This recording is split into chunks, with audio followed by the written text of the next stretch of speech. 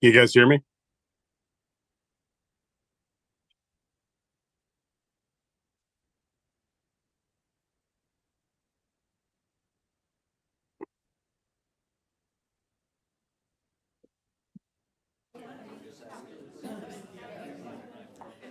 Yes, Phil, I can hear you. Okay, making sure. Thank you.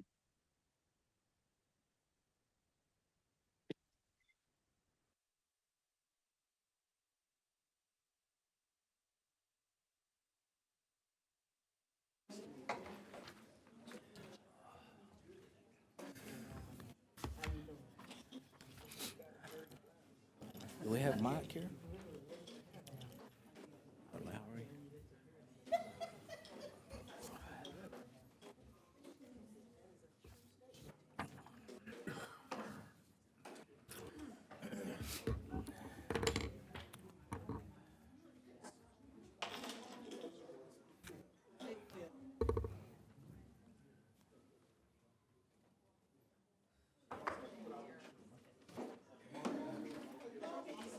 Computer, you don't have the computer yet? Is it working?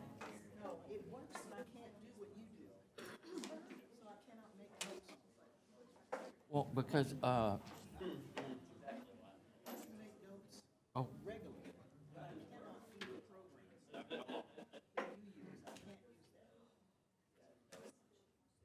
I said I was gonna get that for you, and I didn't. Do we have any IT?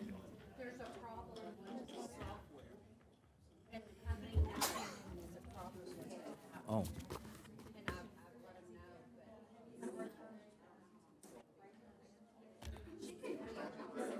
Yeah. I know, but I can. I can highlight it. Look. I know, she's already, I know, but I don't know what it is. Okay. When they,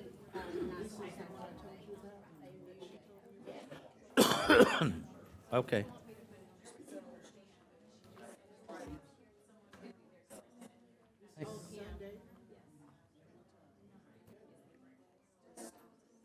Step- You want me to be there with you? Okay. No, I will. Yeah.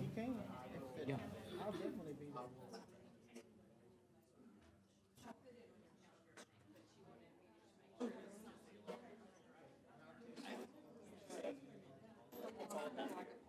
That's Pat Martin.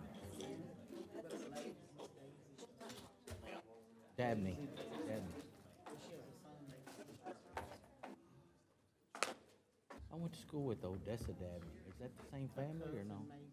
Okay. Okay. And then, yeah. Waiting on Mike. Is Mike here? Yeah. At this time, the mayor will call to order the regular city council meeting for 6 p.m. Tuesday, October the 22nd of 2024. City Council Chambers, 201 East Nash Street, Terrell, Texas. We have with us on the dais District 2, Donna Renee Anderson, District 3, Mayor Ronnie Velasquez, District 4, Stephanie Holmes Thomas, Mayor Pro Tem, and we have remote District 5, Phil Robinson, Deputy Mayor Pro Tem. Can you hear me okay, Councilman? I sure can, Mayor. Wonderful. Can you hear me okay? Yes, thank you. Hi, everyone. At this time, I would like to invite Pastor John Lowry from First Baptist Church to come forward and lead us in invocation. Brother Lowry, thank you for being here. If you would just wait a minute after we do our pledges, and I've got something for you, okay?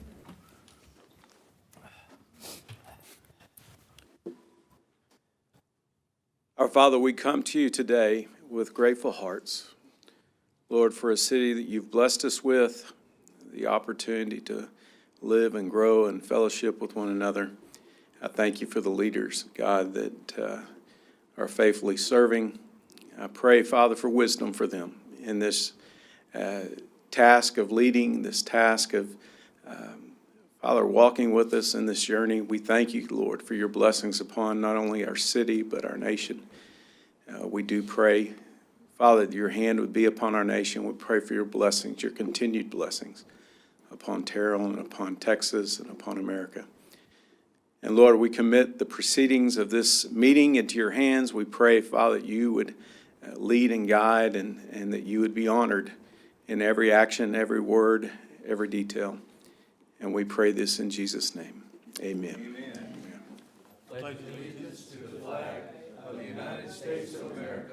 and to the republic for which it stands, one nation under God, indivisible, with liberty and justice for all. Honor the Texas flag. I pledge allegiance to thee, Texas, one state under God, one and indivisible.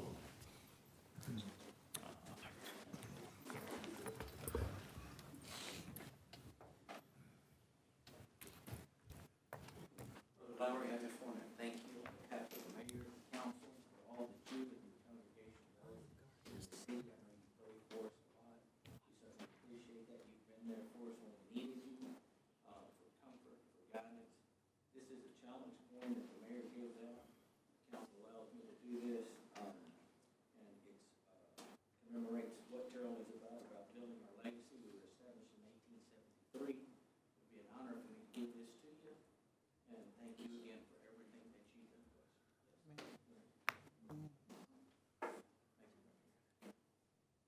So we used to give out cookies, but I guess I eat too many.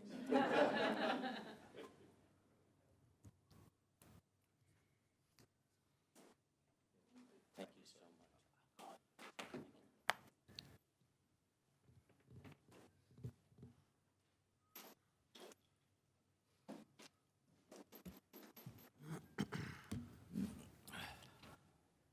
All right, our next item on the agenda is mayor and council community recognition and events. I want to take a moment and thank the council for their participation at TML. TML is an event where all cities from all over the state come together and their partners are there,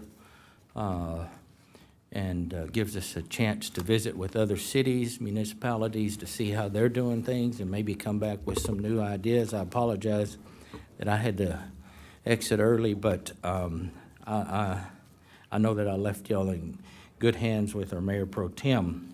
So thank y'all very much. Does anybody have any recognitions at this time? Mayor, I do have two recognitions. One is to the Terrell Chamber for the Terrell auction. Myself, Councilmember Holmes Thomas, and various of our city staff were in attendance. And it's just always a great time to be able to come together and support local businesses and our chamber, which is the backbone to our small businesses and employment in the city of Terrell. So that was last Saturday. I also want to put in a plug for the Terrell EDC, because they have been hosting, or Economic Development Corporation, they have been hosting we'll call tours, roundtables with elected officials, businesses in the city of Terrell, whether they're large like medium-sized to large businesses, and connecting them with the school district along with TVCC and workforce development, and just to figure out like what are the needs, the gaps in workforce, and how can they help facilitate those conversations and maybe add additional pathways for Terrell ISD students to find jobs in the future here in Terrell. And I do have one more, a third one. Terrell ISD will be hosting a Pearls for Girls breakfast event on November the 14th from 7 to 8:45 at the Terrell Excel Center. If you visit their website, their Facebook page, or just reach out to a Terrell ISD team member, they can direct you to the web link to sign up. And they are requesting about like 200 women to participate, and it will be a great opportunity for women in the city of Terrell, outside of the city of Terrell, that would like to support sixth graders and being able to put, another role model in front of the young ladies. Thank you, Councilwoman. And I have one event. The Kaufman County Crime Stoppers organization is having their annual Jail for Bail event. It's going to be on October the 29th, and we are going to be raising bail for Carlton Tidwell from the EDC and Jana Wampler from our own city, and who is going to have a co-conspirator with her. Bail is set at $500, and it's for a good cause. And it's from 10 to 2 on those days. Thank you, Chief, for participating by providing the officer. So, thank you. Anyone else? I did want to mention for Terrell Independent School District, they are having their Hall of Fame game this Friday, also the Hall of Honor. And one of the inductees is Daryl Malone, who was in my class of '82. So I want to congratulate publicly Daryl Malone. He was a great football player, very fast. He was in the 4x100 state championship team, so congratulations to him. Also, our EDC had the ticket in town a couple of weeks ago during the Texas OU weekend. My understanding is that they did very well, got a lot of good publicity for the city, and we want to thank the EDC and the Chamber and all those who participated in bringing them to Terrell and putting on a good face for the city. So congratulations to the EDC. Anyone else? This time, we'll hear remarks from visitors. We do have someone, Carlton Tidwell, if you'd come forward. I lost his paperwork. Oh, here. Thank you, Mayor and Council. I'm Carlton Tidwell, President of the Terrell Economic Development Corporation.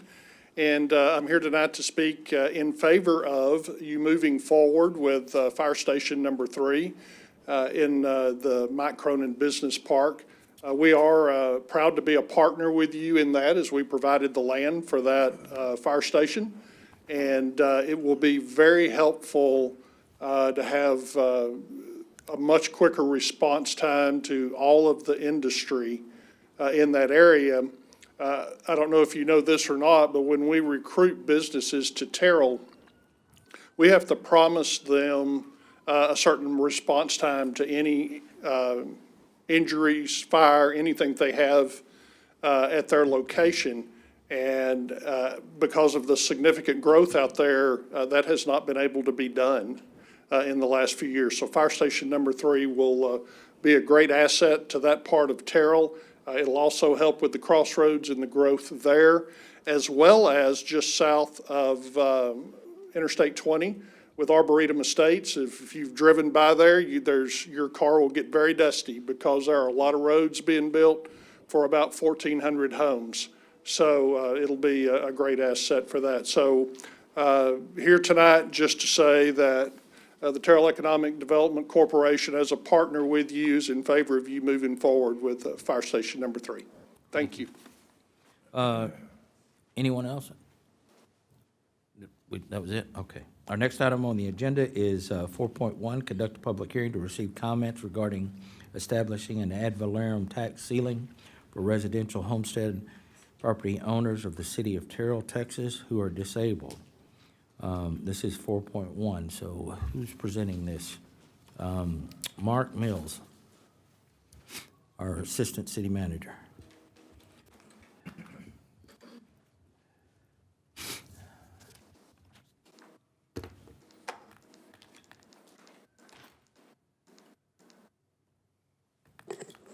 Mayor, Council, good evening.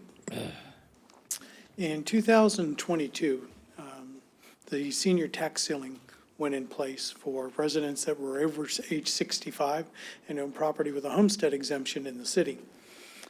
That went into place by council action. During our fiscal year 2025 budget discussion, council expressed a desire to consider the same type of tax ceiling for disabled individuals that have a homestead within the city. If enacted, this would impact roughly 100 accounts. I believe the number is 105 or 106. It's about 2% of our 5,200 single-family residents in the city of Terrell. The way this would work is after an initial period, those accounts impacted will have their city of Terrell property taxes capped, and they will pay the same or lower city taxes in future years. The next step in the process before you consider implementing this is a public hearing where you can receive public comment. So what is a tax ceiling? Once enacted, the ceiling is set equal to the amount of taxes paid to the city in the base year. If approved, the base year would reflect the amount due on the tax bills generated in October 2025 and due January 2026. When the discussion was had, it was too late in the process to make it, to implement it for the current fiscal year. But the bills that generated in '25 would be the bills that establish the base amount.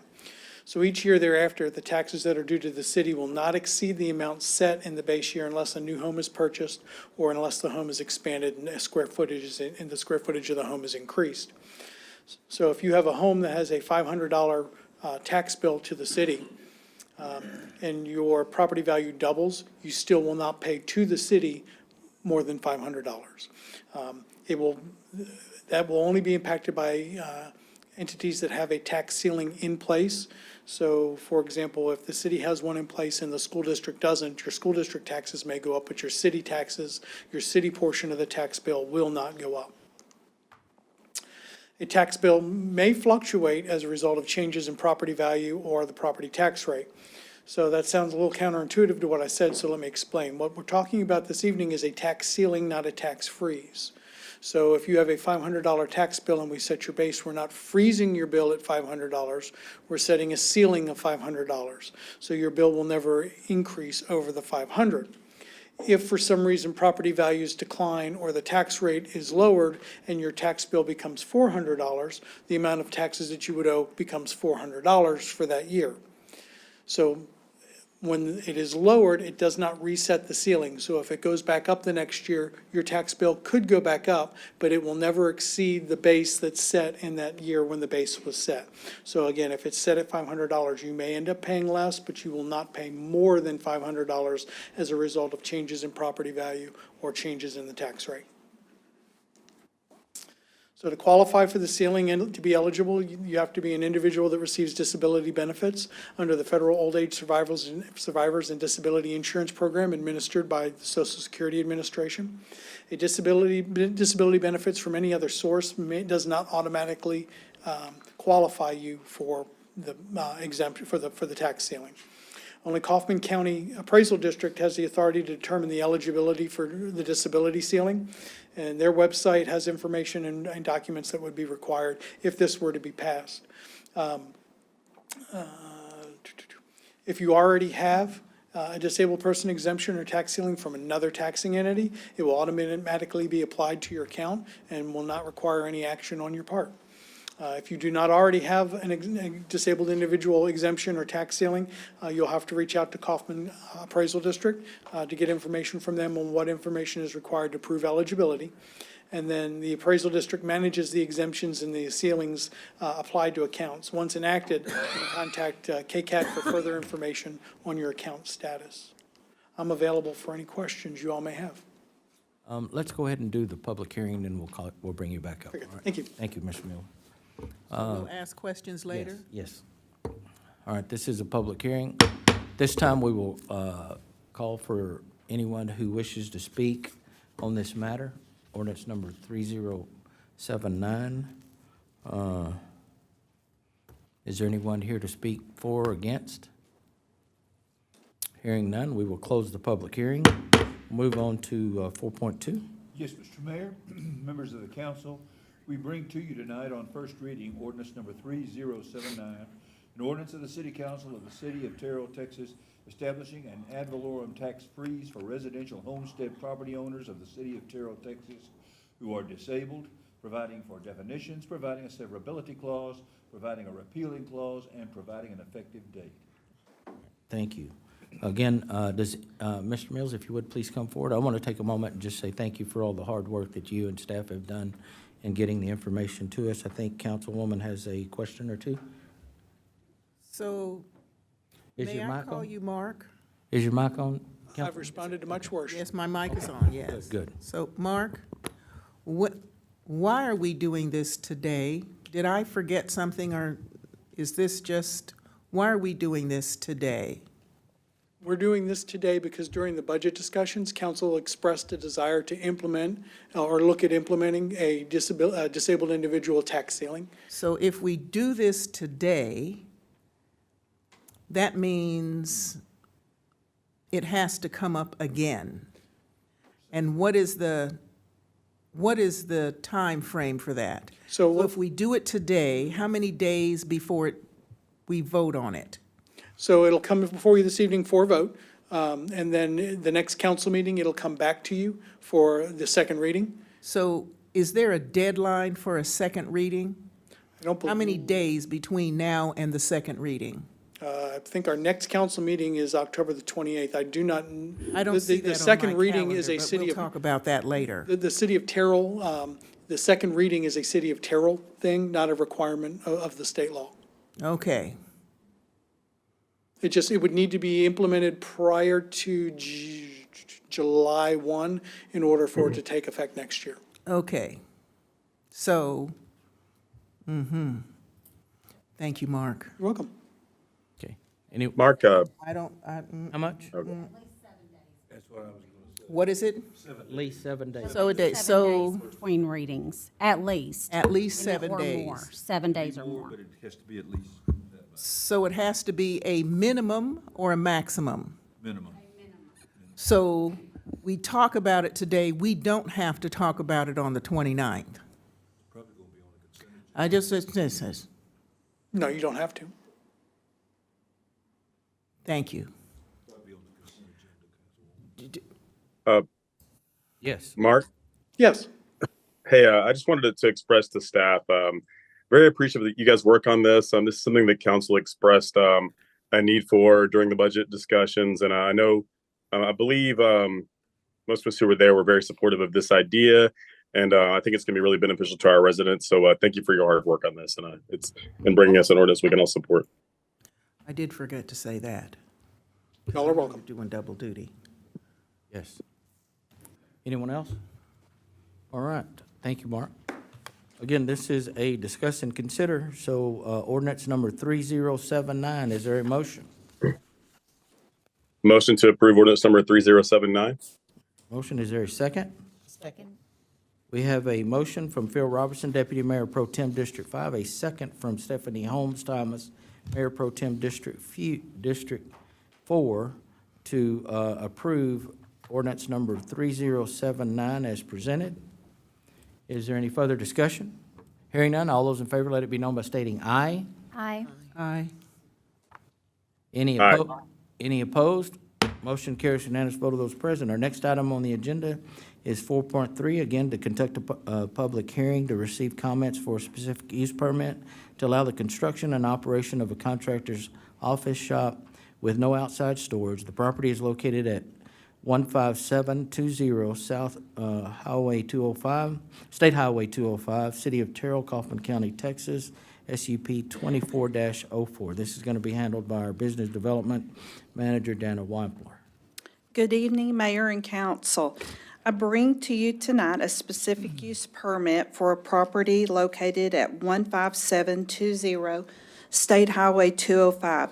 This same applicant submitted an application for a zone change from agriculture to commercial, and it was approved by Planning and Zoning on June 27th and by City Council on July 16th and the 30th. This property consists of 5.04 acres, and the owner and applicant is wanting to use it as a flex-based development. The property was annexed into the city of Terrell city limits on April 18th of '23. The property owner's name is 15720 State Highway LLC.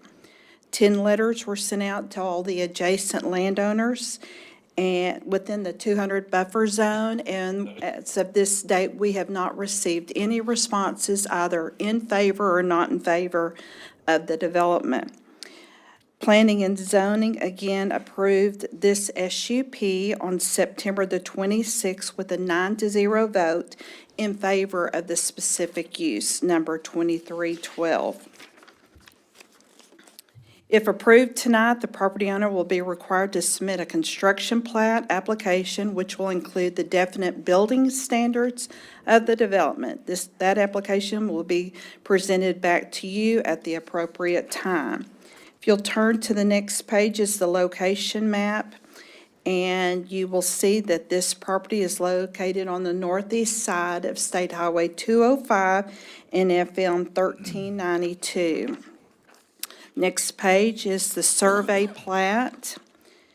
The following page is an overview of what the development's going to look like in the after condition. Again, this is a flex-base use, and I'll define in just a minute when I go over a couple of pages in the ordinance what some of the proposed uses are.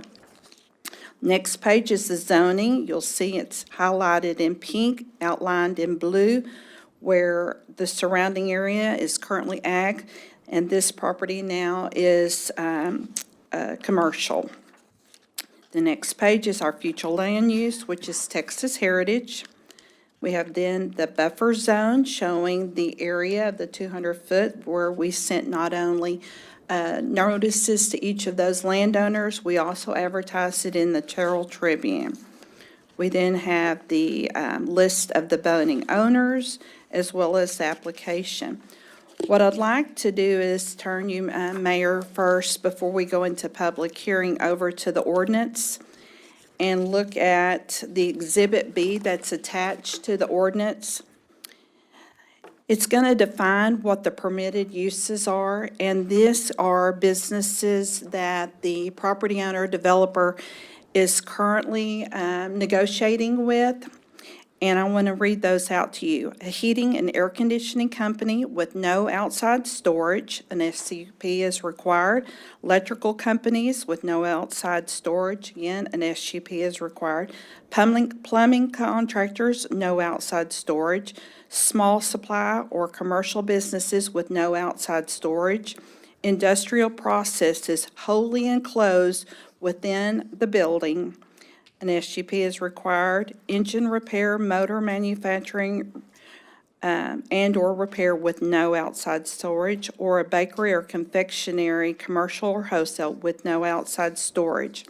So the repeat use is they're not going to allow anyone to park any of their equipment other than the cars that are for their customers or their employees in the parking lot. And then we have our traditional non-permitted uses that you've all seen before. No private gambling clubs, which include poker, slot machines, eight-liners, or any other gambling that is prohibited by law, storage facility or outside storage, the sale of new or used manufactured homes, the sale of portable buildings, or petroleum distribution, storage, wholesale facility. On the next page, as Exhibit C, I want to share with you some of the renderings. And again, when next month, when I come back to you and I submit the construction plat, you'll be able to see the specifics of what this build and the materials are going to look like. The first page is just an overview again about how many buildings. If you turn to the next page, that you'll see the actually rendering. The owner is, this is going to be some R-panel tin with some metal aesthetics, and then some, I've gone blank now, some wrought iron awnings and finishes on that. The next page gives you like an aerial visit. You can see that there's going to be a main drive through the development, and then within that development, we'll see the different buildings. Each one will have their own front door, their designated parking. Right now, it looks like some of these users are looking to rent the whole facility, but there might be a couple of buildings that'll have a mixed use within that building. And I will be back to answer any questions you might have. Thank you. At this time, this is a public hearing, so at this time, we will open the public hearing to hear any remarks or receive comments for this specific use permit for State Highway 205 located at 15720. The City of Terrell. Does anyone here like to speak for or against? Hearing none, we will close the public hearing.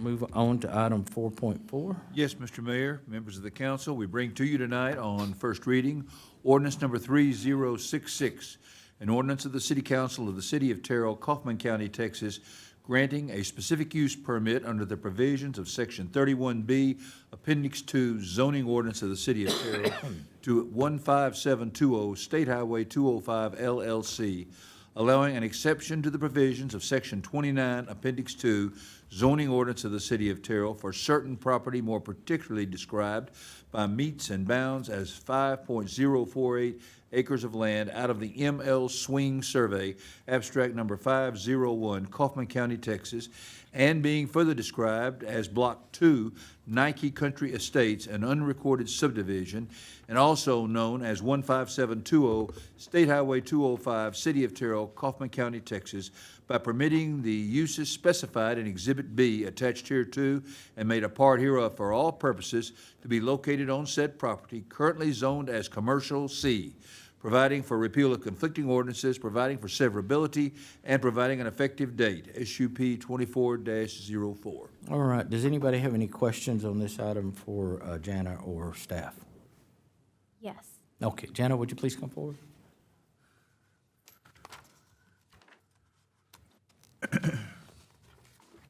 Jana, I appreciate you answering one of my two questions regarding parking, which type of vehicles are allowed in the front parking space, parking spaces.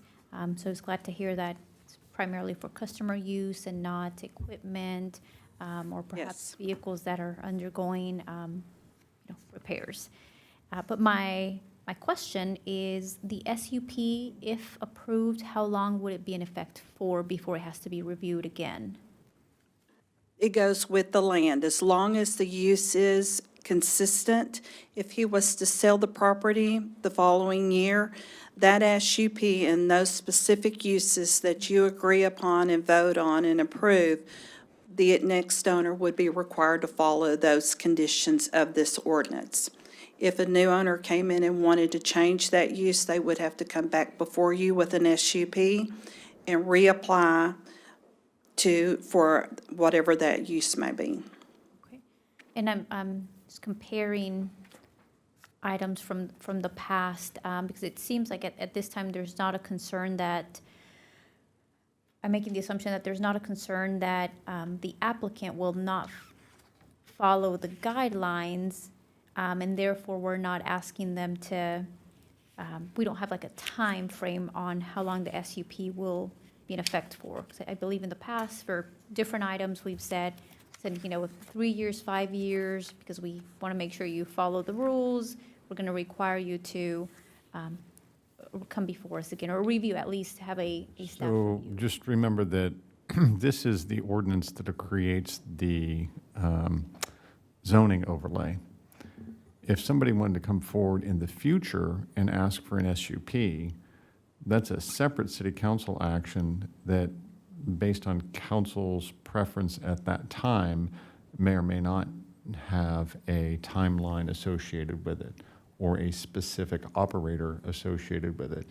So, for example, one of your most recent ones was an SUP that said, well, this SUP is for this business name, and therefore, if they apply for a CO, it's applicable to them, but another business couldn't come in and apply for the same CO because the SUP was just for them. That's something you would do under the SUP process. Under this process, all you're doing is creating an opportunity for future SUPs to happen. Thank you. You're welcome. I have some questions. Yes, ma'am. All right, when you talked about the flex base use, you gave us those examples, and that's what is that what that always means, or is it just for this particular? Well, the name of the development that he is going to have is on the sign is Terrell Flex Base. So I'm not real sure why he's chosen this, but it's just to show that he does have communication. And by now, he might already have some contracts established, but those are the types of businesses that he has asked to be allowed. Some of them are already admitted and allowed under commercial zoning.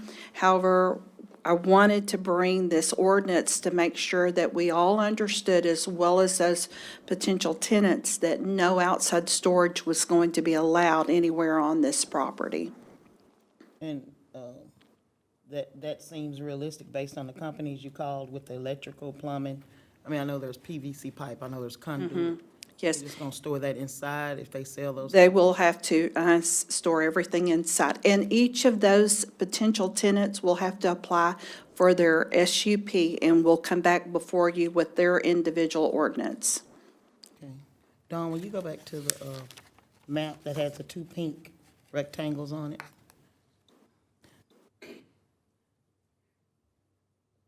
Yeah. So this is the larger one that they're gonna be developing? Yes, Why ma'am. did you highlight the pink one? Because they own that too? No, ma'am, that is the Waterfall Event Center that I brought to you that did a zone change and a construction plat all in the same one. So So, this is the second one that's done that? yes, ma'am. That's what they said? I just wanted you to see what the zoning in that area is. Okay, thank you. The rest of them are ag? Ag is, as of right now. I'm talking to three different businesses on the south side that are getting ready to turn in a zoning change application. Also, it looked like on the map, there's gonna be 10 buildings, 10, different. Yes, ma'am. And we'll fine tune that for you when we come back with their construction plat application. Okay. And then last question, have they given you an idea of how long this will take to build out? He wants to start immediately. He has a facility over, and I believe he said Frisco, that's the same use and it's the same design. And so he's already well aware. This is the same owner that owns the gun range, the shooting range down there. His name is Bart Garner, that's Garner Electric. Yes, ma'am. All right, thank you. You're welcome. Anyone else? Anyone else? Nope. Okay, I- again. I do have a question, Oh, Janet. Thank you. Appreciate the presentation. So just looking at the permitted uses, so if, just to clarify to make sure I understand, so if any one of these businesses comes in and rents this space, any business change would require a new SUP, correct? Exactly. Yes, they would have to, unless it's already allowed under a commercial zoning, because right now, that's what the overall zoning is. But we would want to make sure that it's understood that there's no outside storage anywhere on the property. Okay. So, and we don't have necessarily a clear idea at this point what businesses are interested in the space right now, right?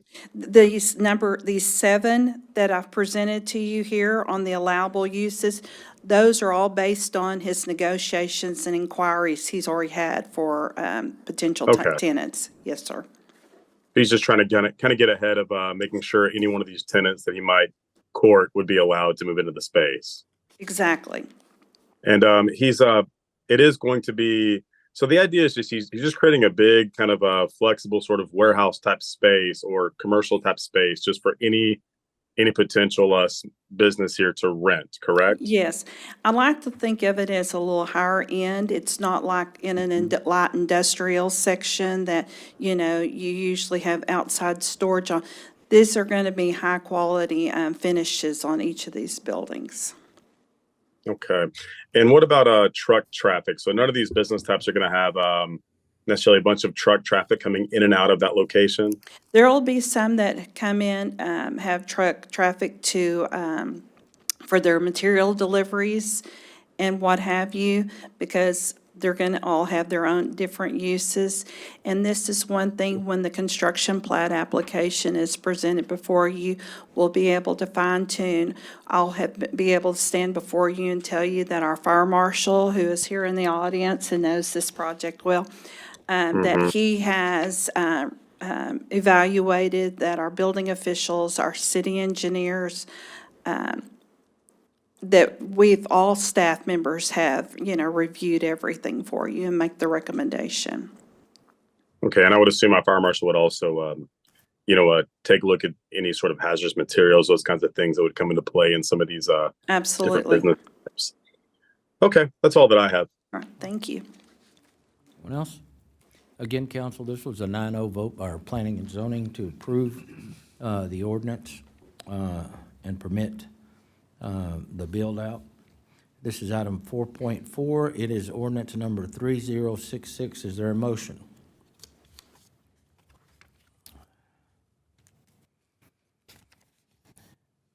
Is there a motion on 3066? Motion to approve ordinance number 3066. There's a motion. Is there a second? Second. We have a motion from Phil Robertson, Deputy Mayor Pro Tem District 5, a second from Mayor Ronnie Velazquez, District 3, to approve ordinance number 3066 as presented. Is there any further discussion? Hearing none, all those in favor, let it be known by stating aye. Aye. Any- Aye. Any opposed? Motion carries unanimous vote of those present. Our next item on the agenda is 4.5. Again, to conduct a public hearing to receive comments for a specific use permit to allow the expansion of use of tool rental center and large equipment rental. The property is located at Home Depot of Terrell, Lot 1, Block A, City of Terrell, Kaufman County, Texas, also known as 151 Windsor Avenue, Terrell, Texas, SUP 23-12. This will be handled by Jana Wampler again. Mayor and council, this property owner and applicant Home Depot USA, Inc., has submitted a specific use permit for the expansion of the existing tool center that they currently are offering to their customers inside and add the service of large equipment rental. Rental or leasing of heavy machinery is allowed in commercial zoning district, and this use is only allowed by a specific use permit. The expansion of the tool center is not necessarily required to be a part of the SUP, but they chose to just join it since they are going to enlarge that area within the building. But it is all falling within the existing footprint. They're not changing any of the exterior walls. It's all contained inside the existing building as far as the small tool rental. And then the outer area in the parking lot, which I will show you, is where the large rental type of display will be. If you'll turn over to the next page, you'll see the construction plan, concept plan, and if you can tell a little bit where everything is located. So all of this is happening on the opposite end of the garden center, which is the north west side of the Windsor Avenue there. The garden center is highlighted in the bold black that's to the north of the existing building. And then the large equipment rental is over to the right in one of the hashed areas. The next page is the application. And then we go into a write-up of the equipment the large equipment that they're wanting to rent, and then the parking spots of the 10 parking spots that will show. On the following page is pictures and identification of the rental of the large equipment they're wanting to use to rent. After that, you'll see the location map. We all know where our Home Depot is. The zoning, as you can see, is currently commercial. The next page is our buffer zone. We did send out 7 letters requesting input from the abutting landowners, and as of this date, we have not received any responses either in favor or not in favor. We have a list of those on page 12 of those abutting owners. And then I have of course, the public hearing notice that was mailed out to those owners as well as advertised in the Terrell Tribune. If you'll turn over to our Home Depot ordinance number 3078, the only thing that we've placed in here that's a little different is you'll see one on the plat. We've identified the fire lane Fire Marshal Gentry has had a lot of problems with customers loading and unloading in the fire marshal, in the fire lane. He's given tickets, he's even hauled a couple of people off to jail. So we wanted to make sure that that fire lane was designated and made part of the ordinance. And I will close and come back for any questions. Again, this is a public hearing, so thank you, Jana. This time, we will open the public hearing to receive comments for a specific use permit for Home Depot, City of Terrell, Kaufman County, Texas. Is there anyone here to speak in favor of the development or in opposition of the development? Hearing none, we will close the public hearing. Move on to item 4.6. Yes, Mr. Mayor, members of the council, we bring to you tonight on first reading ordinance number 3078, an ordinance of the City Council of the City of Terrell, Kaufman County, Texas, granting a specific use permit under the provisions of Section 31B, Appendix 2, zoning ordinance of the City of Terrell to Home Depot USA, Inc., allowing an exception to the provisions of Section 29, Appendix 2, zoning ordinance of the City of Terrell for certain property located at 151 Windsor Avenue, the same also being known as Lot 1, Block A, Home Depot of Terrell addition to the City of Terrell, Kaufman County, Texas, by permitting an expansion of the Tool Rental Center and the construction of a large equipment rental area to be located on said property as described on Exhibit A attached here 2, currently zoned as Commercial C, providing for repeal of conflicting ordinances, providing for severability, and providing an effective date, SUP 2312. All right, thank you, Greg. Does anybody have any questions for Jana on this item? Again, this was a 9-0 vote by our planning and zoning. I do have a question. Okay, Jana, please come forward. Can we go back to one of the maps, please, Ms. Dawn? Just trying to make sure I remember. Okay, I know where the Home Depot building is. It's on the opposite. It doesn't matter, any map. I'm just trying to get The in my head where plat, this is gonna probably be. Dawn, is the best one that shows it's bolded, right there, yes. So you see where the main building, Yes. to the north is the new, where the small tool rental is. And again, those walls did not change. It was enlarged internally. So that'll be between, the building official to go in and grant that construction permit for them to make those changes. And then in the parking lot area, directly to the right, yes, in that hashed area, that is going to be where the large equipment is. Okay, thank you for clarifying that. Yes, ma'am. Jana, I also have a question. I'm going to assume, although I've been there recently, remind me, the fire lane, is it right in front of the building? Where is the fire lane? Dawn, can we go to the ordinance and where it's the deep red? Right there. That is the lane. So you come off of Windsor, you turn left into the property, and it circles the whole building and then comes right back out, going back onto Windsor.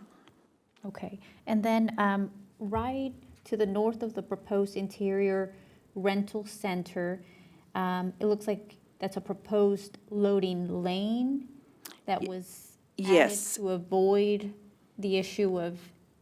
Yes. Okay, I understand that. And on our civil set plans, we have it marked, and they've agreed that they would have markers on the concrete that states loading and unloading area. And that was made part of our civil set, approved by our fire marshal, our city engineer, project engineer, and building official. Okay, great. Is there anything else that we can ask of Home Depot to do to deter individuals from parking in the fire lane zone? Well, I don't recall having parked in the fire lane zone. I certainly don't want to get a ticket and be taken to jail for doing that. Is there anything else that we can do to make that a little bit more visible? I believe that the customers they will be able to see these markings, but Home Depot has really been made aware. Would you agree, Robert, that? Here, will you come up here and speak into?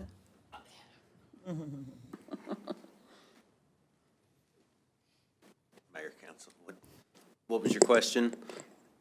We, what, I guess, rephrasing, how have we worked recently with Home Depot, or in addition, what else can we have them do to improve, like, the striping, help deter individuals from parking in the red lane, the red fire lane? So by current city ordinance, when the fire lane is more than 50% degraded, they have to repaint the entire fire lane, and it finally got to a point where it's more than 50% degraded, and Home Depot willingly went out there and repainted it, added some signage on their own, and that's really fixed a majority of the problem. They still have issues, as we do everywhere, with some people who just want to do what they want to do, and Home Depot's been very proactive about calling me when that occurs and making note of it. So really and truly, the problem has almost resolved itself at this point. Great. I just want to make sure that, you know, we're holding them accountable as Yes. well, and our ordinance as well, to, because you know, you can go in and try to shop, and kind of, sometimes you're in there for an emergency, and should be parking and unloading where you're supposed to. But were there any concerns with the proposed areas for the truck rental and the equipment rentals? No, ma'am. We looked at that very closely to make sure that wasn't going to interfere with emergency traffic. And the way that it's laid out there, there will be no interference with the emergency traffic to that location. Okay, just want to make sure, because I know when you first go into Home Depot, I think a lot of people may immediately turn into like the first two lanes, trying to just get to Home Depot, especially to the loading area. Right. We had a full staff meeting several times, and all departments agreed that this was a safe layout and it would work. Okay, thank you. Anyone else? Jenna, hold on a minute. Would you please go over, when they come to the process of the zone change and specific use permit, the very first thing they do when they complete the application and submit it to Municipal Development Department, there's a meeting that occurs that has everyone there. Yes, sir, Fire it marshal, does. police, anybody that needs to look at it and review it to okay Yes. it. That's called our Development Review Committee, which is also DRC. And so before it moves anywhere else, it's got to go through that organization first. Questions answered, problems resolved. Absolutely. Before it goes to planning and zoning. Before it goes to planning and zoning, Before- staff has recommended, when we make it to this point, to planning and zoning and to city council, that means that staff is supporting or not. I would let you know if it did not receive staff support. No, I'm just trying to make sure that the council is aware, and if you have anything that you would want to add for them to be looking at, or add for someone else to look at it, this would be the time to say, hey, you know what? Let's just check and make sure. For me, the fire marshal, police, everybody, your development team does an excellent job on just about everything that comes through, but I want to make sure we're all comfortable with the process and know that it has been reviewed, and you would never submit something that was either incomplete or there was an issue with the development. That's correct. At this point, we've already put many, many hours into researching and making sure that everything complies with our standards and our ordinances. Are there projects that come to you that you regret to bring to planning and zoning and/or the council because they're incomplete?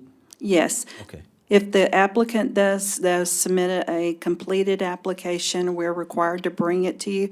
But I would make a comment that staff does support or does not support Okay, good. application. Does anybody have any more questions for Jana? All right, thank you, Jana.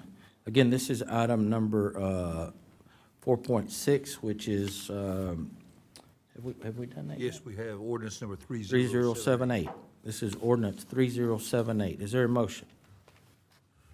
Motion to approve ordinance number 3078. Motion, is there a second? A second. We have a motion from Phil Robinson, Deputy Mayor Pro Tem District 5, a second from Stephanie Holmes Thomas, Mayor Pro Tem District 4, to approve ordinance number 3078 as presented. Is there any further discussion? Hearing none, all those in favor, let it be known by stating aye. Aye. Aye. Any opposed? Motion carries unanimous vote of those present. Our next item on the agenda, council, is boards and commissions. The first one is discuss Kaufman County Appraisal District Board Directors. This will be handled by our city manager, Mike Sims. So, Mayor and Council, I'll turn you over to page 74, and this is a changing process by the Kaufman Central Appraisal District. In the past, you've had your own slot where you've been able to name a member to the board independently. The state law on this is in process of changing. It's really a two-step change. The first step is the one you see before you, where under their new process, you've got to assign votes to these board members. And given who receives how many votes, that will set their board moving forward. However, they also have a process under state law that they'll be changing in 2025, where there will be some members who are directly elected by the public. And so there'll be another kind of change that happens with the Central Appraisal District coming up soon.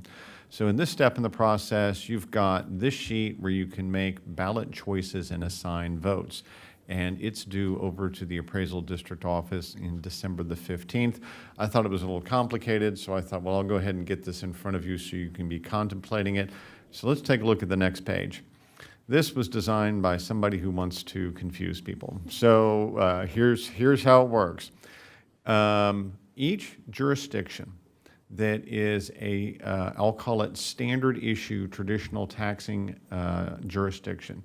So the MUDs and similar districts, freshwater control districts, those districts are not included and don't get to vote. On the other hand, the school districts and the county and the cities and the community college do get a vote. How many votes do they get? They get a vote weighted on the amount of property tax value within their zone. So, part of it is just very straightforward and intuitive. You've got Kaufman County, which is really parts of Kaufman County, not in cities.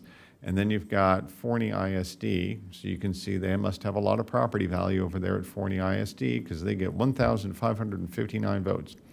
And then you can look down and see, for example, Kaufman, City of Kaufman only gets 77 votes because that's the size of their property tax value.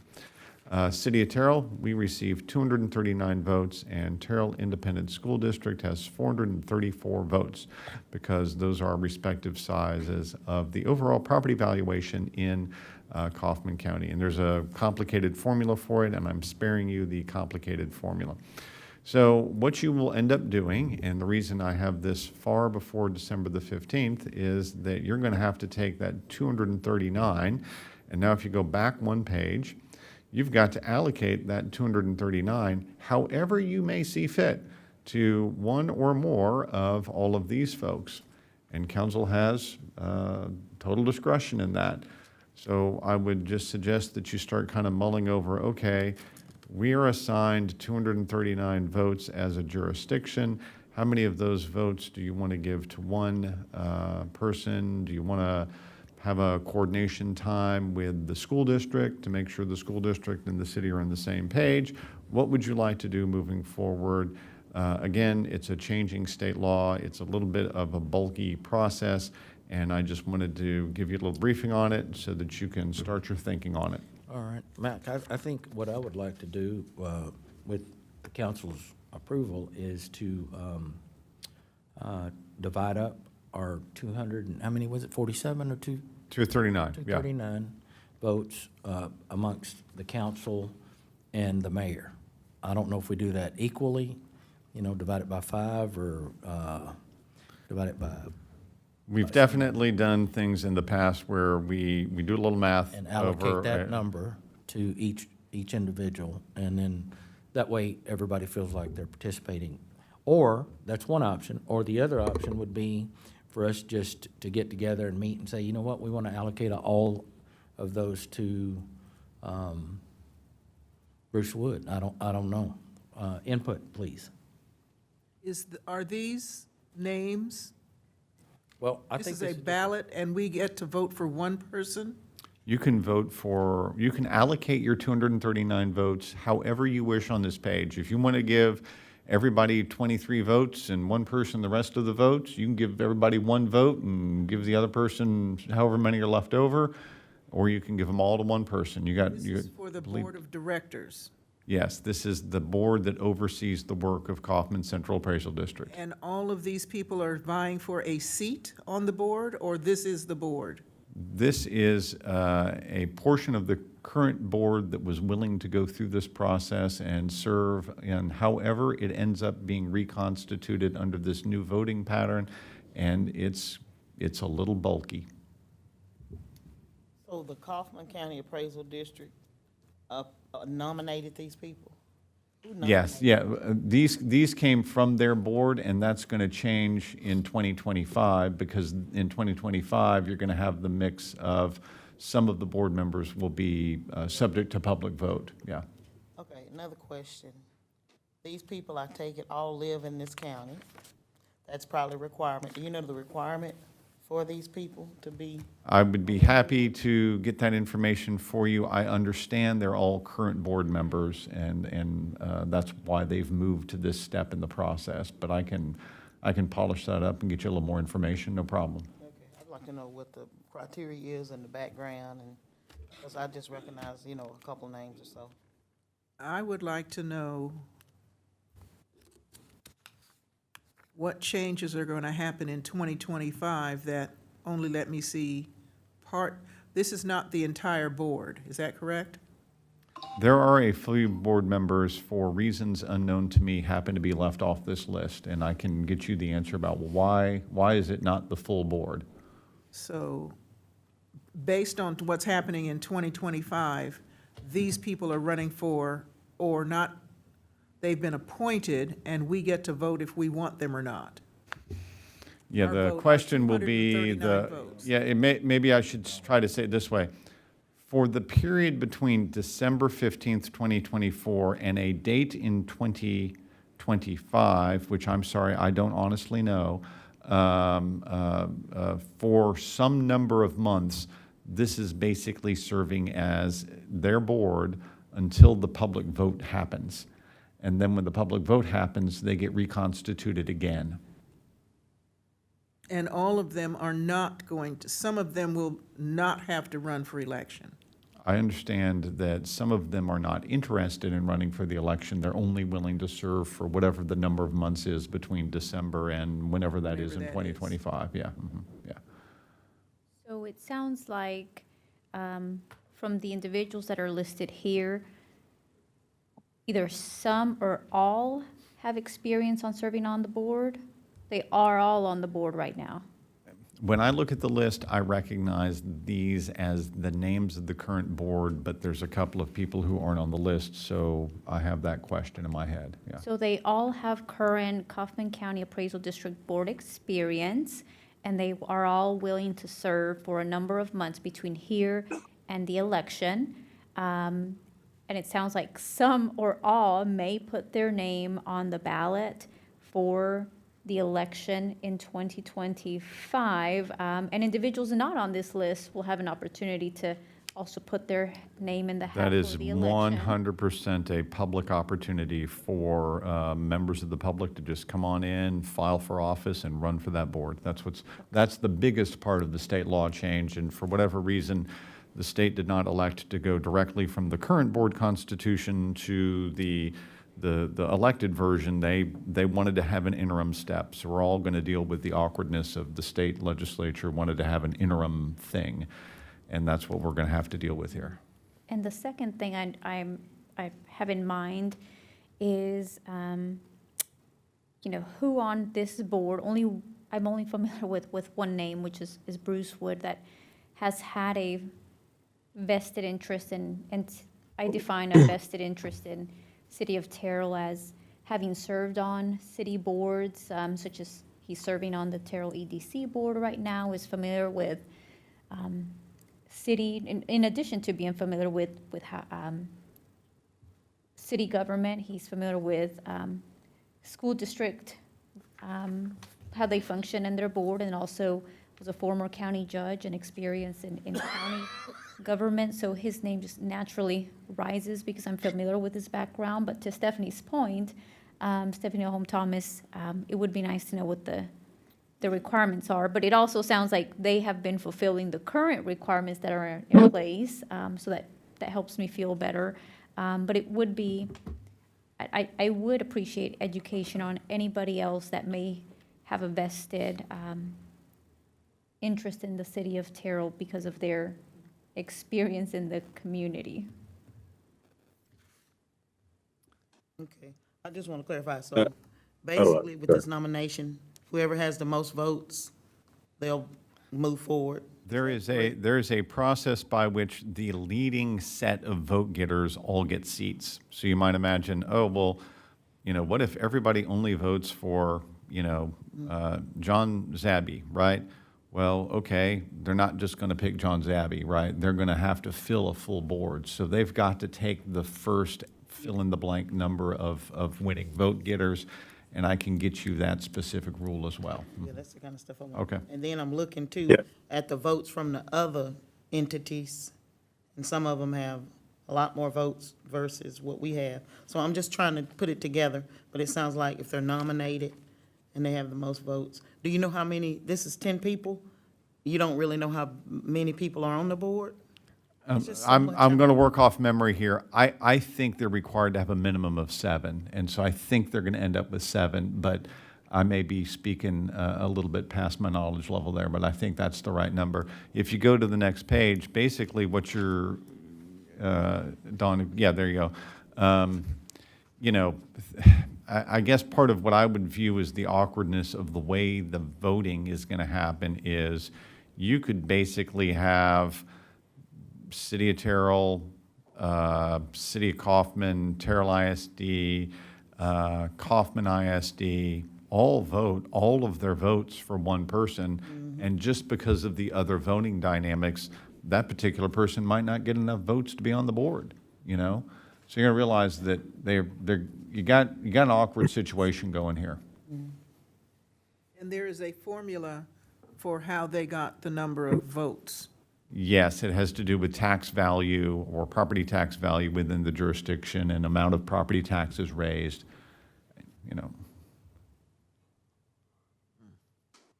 So, Mike, because this board makes such important decisions about our taxes, I think it's important for us to have a clear understanding of how this board works, how these appointments work, and the number of people on the board. I think is very important for us to understand. And the last thing I'd like to request from you guys is, like the councilwoman indicated, we only know really 1 or 2 names on this list. If we could get kind of some background, just so we kind of understand, if anyone might have a conflict of interest or kind of what their background is to even kind of be qualified to serve on this board. Just like to kind of know who we're dealing with here and what their background is, and just kind of what the process is for appointment, and certainly the number of appointees that'll be involved. Absolutely. Our goal tonight was to get on the agenda, get you thinking about it, find out what council questions there might be, and we got our laundry list of questions. We'll bring it back soon and let you take the next crack at it. So will we pass the resolution when we Oh, vote? absolutely. Yeah. When we vote yeah, at yeah. the same time? Absolutely. Right. That's what I thought. Okay. Anyone else? All right, thank you. Our next item on the agenda is discuss upcoming calendars. This is going to be handled by Don Style. Mayor and council, in your packet is the October calendar. We are almost at the end of October. We will be having a regular city council meeting on October 29th, and the next calendar is November.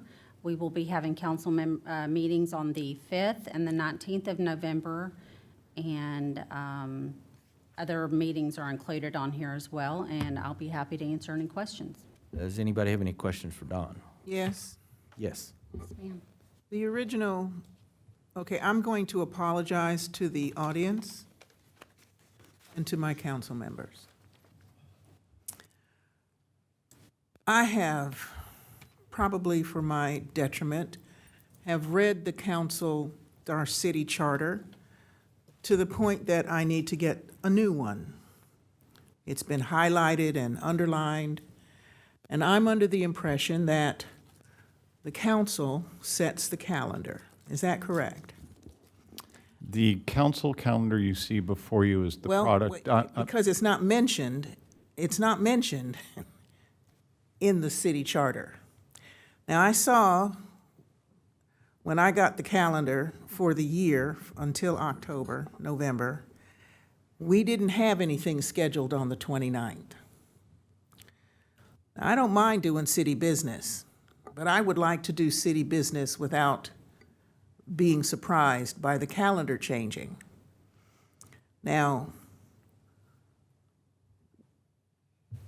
I am seeing, in the meetings that I have attended, I'm seeing a lot of ordinances come before me.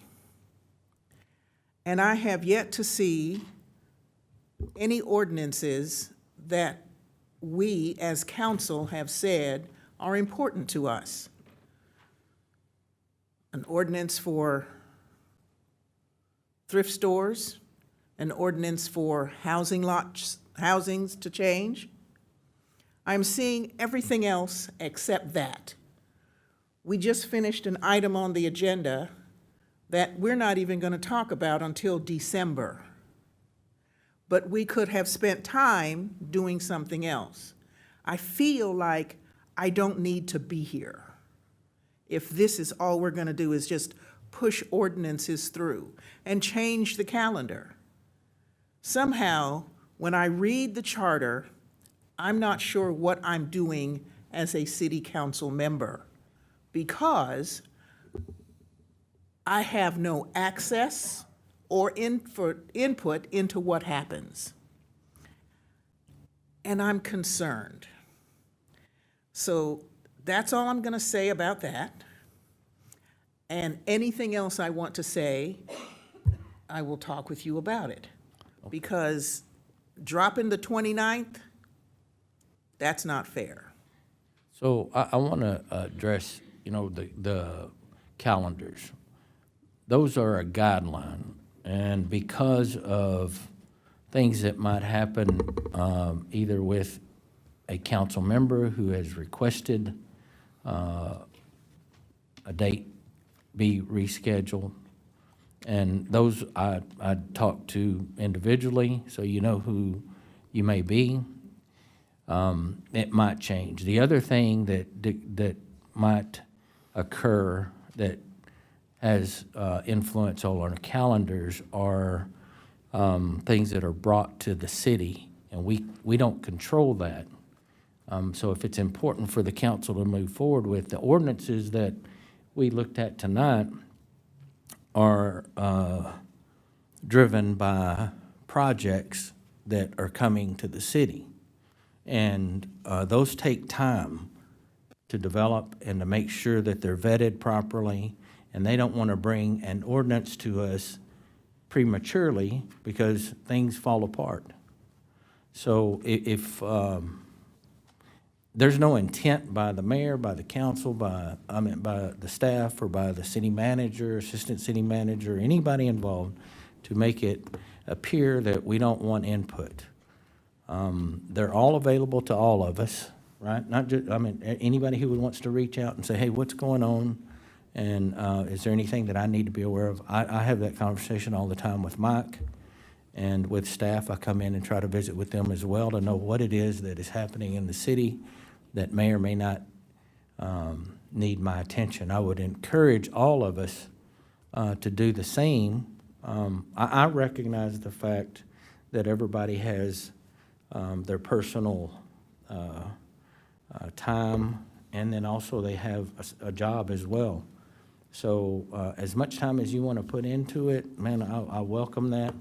Again, this is productive for everybody, so everybody knows where they are and what they're feeling, and it needs to be said. When we were talking about the October calendar, it changed because we had TML that were coming up, and we wanted to make sure that everybody was able to get there. So that was some of the issues in October. If you go back a couple of months, it was in the middle of our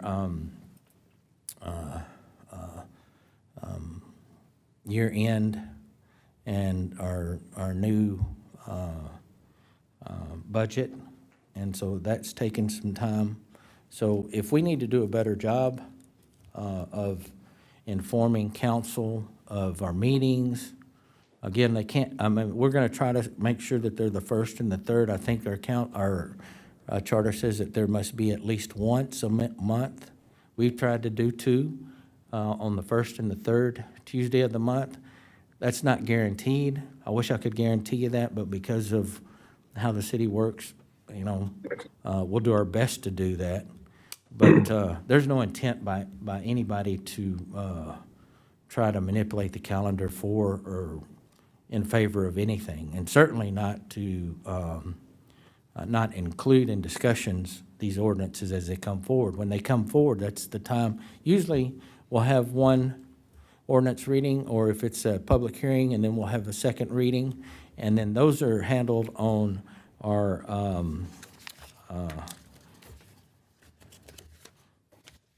on the consent agenda.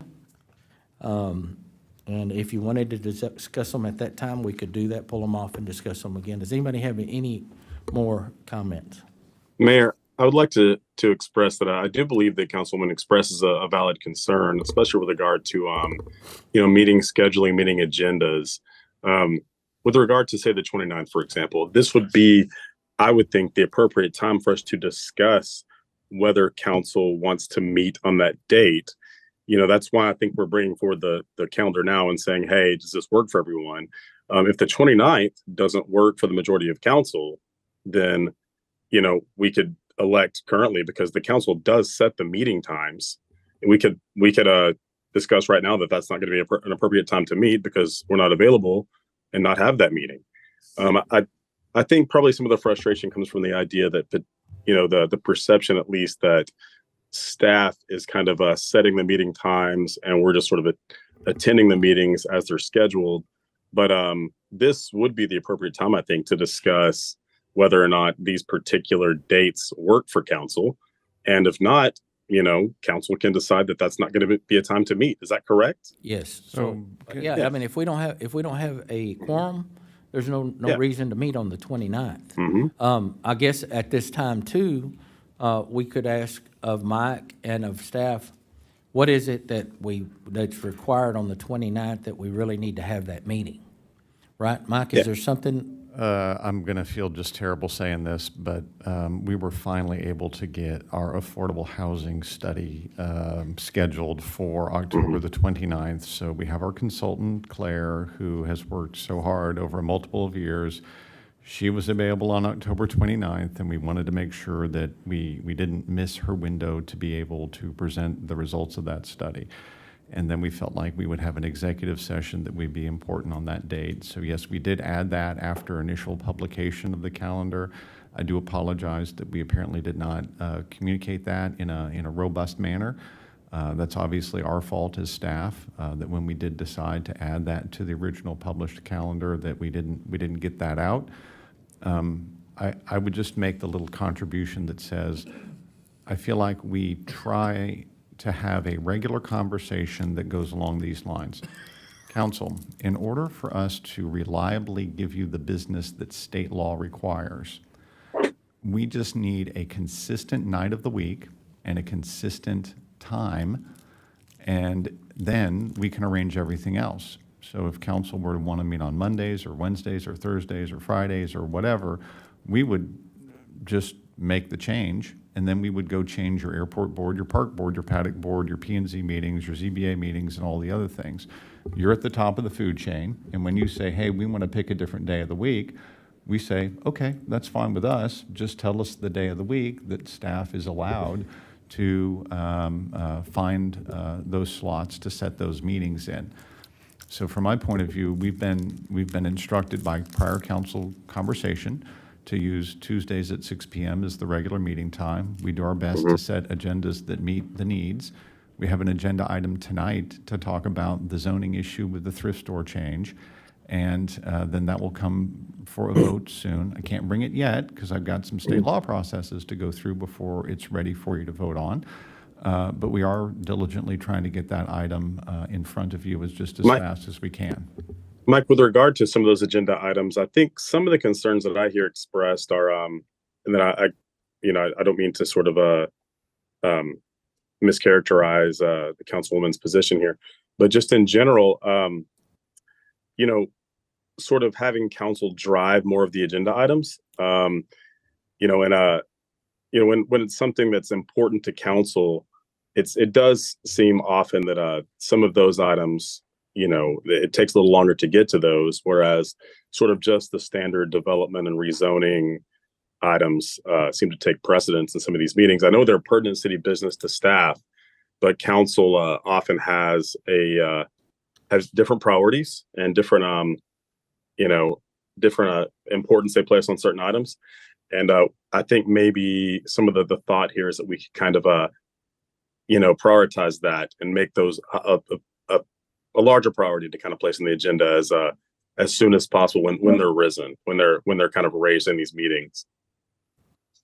Does that make sense? It does to me. Yeah. I'm glad you Yeah. spoke before I spoke earlier when we were both trying to talk, but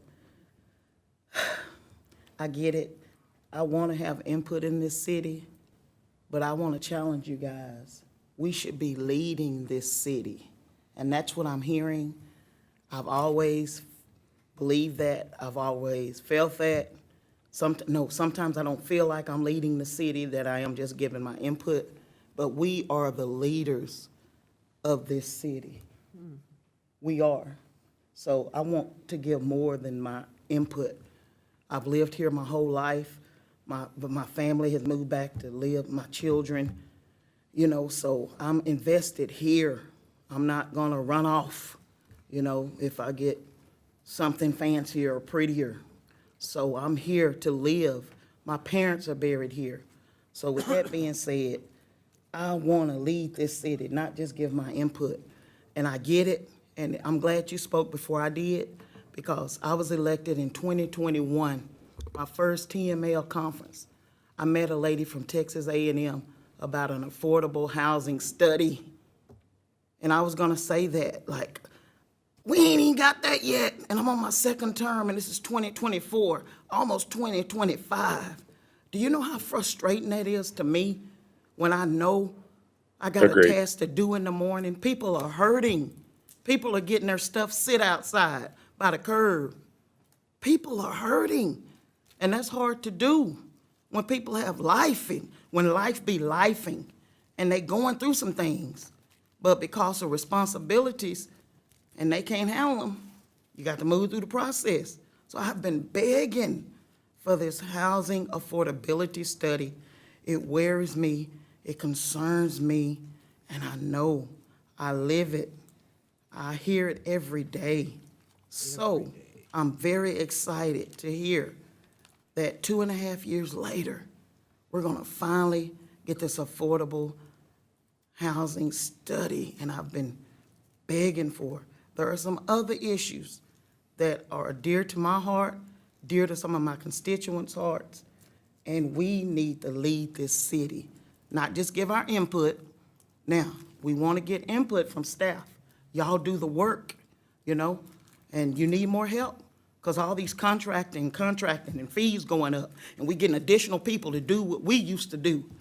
That's telling me maybe we need to slow down and take care of family, of the people that's here, that's paying our bills and sending me to TML conferences to talk to other cities, to see what they're doing right and what they're doing wrong, and what we may be doing right and what we doing wrong. I couldn't do that if I didn't have the income and the support of these citizens that pay their taxes and do that. And I'm appreciative of that. We don't have to agree on everything, but I do believe people need affordable housing in Terrell. And we need to get affordable housing back. It worries me if people are paying a couple grand a month for rent.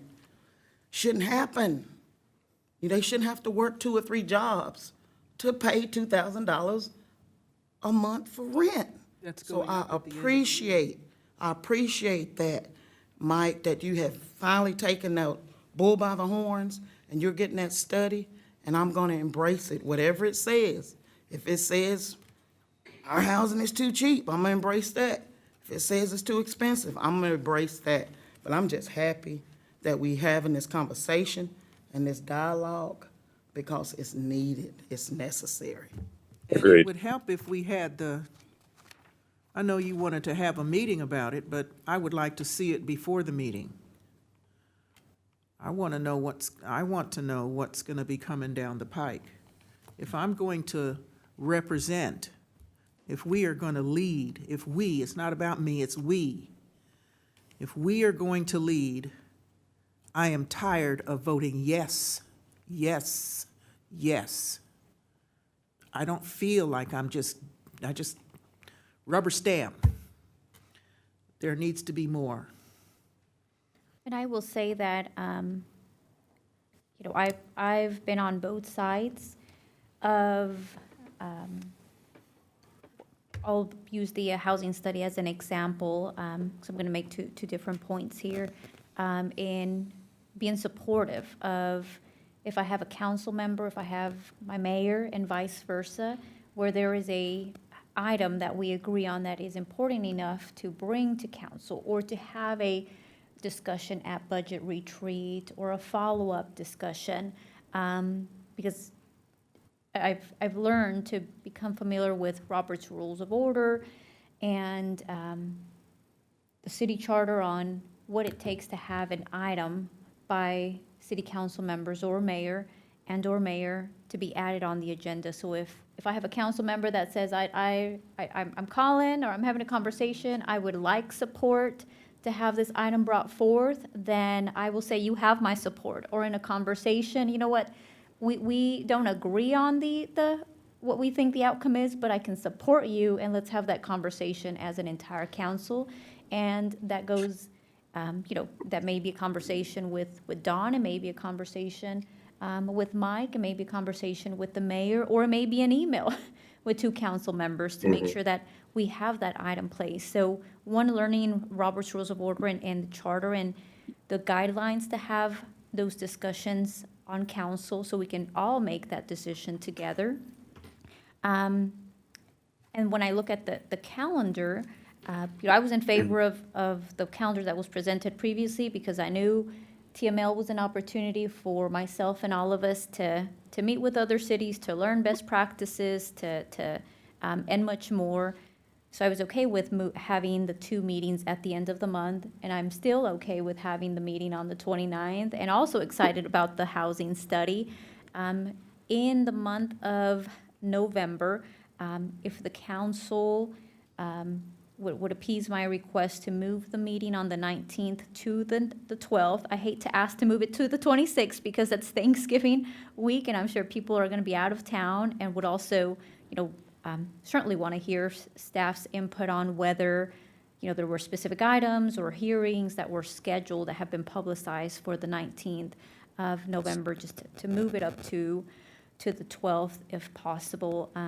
But I will reiterate my support of my fellow council members. If there is a item, a discussion that you would like my support in to have it placed on the agenda, then I'm more than happy to do so. And I've also been on both sides with city staff where I've said, this item is important because it's important to my constituents, or hey, city government, we've heard it, we've experienced it, can move slow at times, can be frustrating. And I've said that before, and I've had items, placed on here for discussion, or I've seen movement with city staff. It's not always perfect. It doesn't move at the speed. Some items move faster than the other, but I certainly want to be here for support, and will also ask for continued support from my mayor and council members to continue having those discussions. Just to chime in. One last point, regarding, just sort of well, I do agree with the councilwoman's point about following process. I think the larger concern for me comes from sort of when the process is followed and sort of the concerns of council are not expedited or prioritized. Like, for example, like the thirst ordinance we're going to discuss tonight, this was initially brought up by me months and months and months ago, maybe 6 months ago. And my concern is now we're finally starting to see some traction on it. And I know that sort of the thought by staff is let's kind of put this, this ordinance review during a time we're reviewing all the ordinances, let's kind of lump it all together. Let's find the appropriate time to do it. But I do think council would very much appreciate our concerns. And if, when we do follow process and have sort of a co-sponsor, for the discussion, that we get those items expedited and included in a soon to take place agenda. Just kind of making, I think that we would feel like our concerns and thoughts were getting more traction if, they were placing the agenda in a more expedited fashion. And it just has to make sense. Like, even tonight, when I look at some things, I'm going, okay, we have to do something by July that made the agenda. And we got something we have to take care of by December 15th. We got less than 2 months, holidays coming. Okay. So it's just, if we could, as staff, if y'all could just kind of help equalize that. I'm happy that we were able to do something, and considering, what we did with the people that's disabled. It's difficult to live on $974 a month, and you got $130 water bill. I know that's difficult. And then you got other stuff to pay, rent, food. But when I look at something that we could take care of next year, we got to do this by July, versus something we got to do in less than 2 months. I don't know when the law changed and we get the votes and all that. And there's so many questions to that. So it's like, now that we got to really work and get the information we need and see who's on the board and what their background is and where they're from. And yeah, Zaby sounds familiar. I think he ran for some kind of term. I don't know. But I just don't feel comfortable working on something 7 months that we could do in July. And it's things we have to do within the next 45 to 50 days. It's something is out of whack.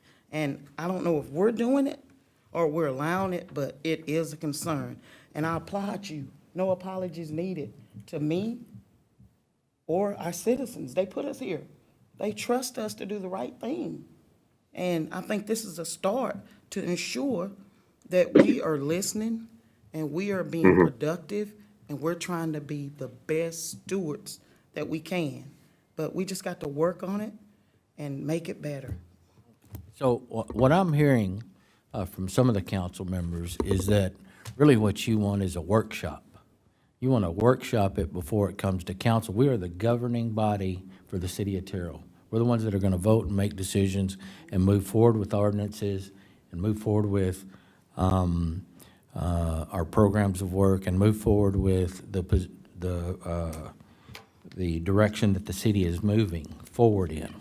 But in order to do the workshops, because I've been involved in them, is where you have those discussions prior to a council meeting. Again, that's going to be another meeting, that's going to be another date, because at the council meeting is where you're making decisions. I'm hearing that what you want is workshop. You wanna Mayor, make if I may, sure- Yes. Oh, go ahead. If I may, that's not sort of the direction I'm going in. What I'm leaning towards is just having council drive the meetings. Like, for example, I know we've discussed ad nauseum in different, in previous workshops about us prioritizing making Terrell more walkable sidewalks, for example. We've never had a meaningful ordinance or a meaningful action to take during a council meeting regarding sidewalks, or, we've never, this thrift store ordinance took forever to get to. We're just kind of talking about the idea of not having a separate workshop, but having, when council brings something forward, having that be a part of an immediate agenda to be addressed and discussed with some sense of urgency. And, in the upcoming agenda, as opposed to it being sort of like, the agenda is fully sort of staff led, and then council's just providing input and feedback. Council needs to be given and taking a more active role in driving the city's direction and the meetings. So That's the let- thinking. Am I correct, council? Go ahead. I agree. Okay. I agree. I don't disagree at all. I just want to say a couple of things for clarification so that you can understand what the staff thinking was. In our mind, we had heard during the budget process that there was a council request for the disabled item to come forward. And we showed you a schedule where we would be doing it as soon as possible. And everybody said, yes, we want to do that as soon as possible. So we said, okay, great. We will we'll pass a resolution, which y'all voted on at the end of September, that set the public hearing date. And the public hearing was tonight because that was a council vote. We just wanted your input about how fast you wanted to do the disability freeze. The input was do it quickly, put it on the agenda to do it quickly. The example tonight of the issue with our Kaufman County Appraisal District Board is, I can assure you that in the past, that's been a very staff-led effort where we would come forward and say, we suggest that you pick Bob because we've reviewed the list and the qualifications and staff's going to recommend Bob. And I said, no, I don't want to do that. I want the council to be engaged in the process. So without having baked the cake 6 weeks before you need to decide, we tried to lay out a discussion for you to have so I could find out what input you wanted to have, and then we could go back and do some work and get you with a vote ready to have. So we're very much trying to let council follow, or council lead all of these so that we can do some following of city council. It is frustrating, and I know, and I apologize, that we've taken a long time to get things like the affordable housing study done. I'll accept 100% the criticism that, hey, you know what, maybe we should have just done a one-off on the thrift store. From our point of view, we decided as staff not to recommend using a consultant to update our entire zoning ordinance. We decided to do it in-house, and it seemed efficient to me to say, hey, let's throw that in there with the rest of the work, let it all happen at one time, let the P&Z vote on everything at one time, vet it, be meticulous about it, and if the feedback from council is, hey, we really wish that you hadn't done that, we really wish that the thrift store hadn't gone on the regular update of staff updating lots of things in the P&Z ordinance, and instead that it had been a one-off, I accept that criticism. I'm sure that's my fault, okay? And that's fine.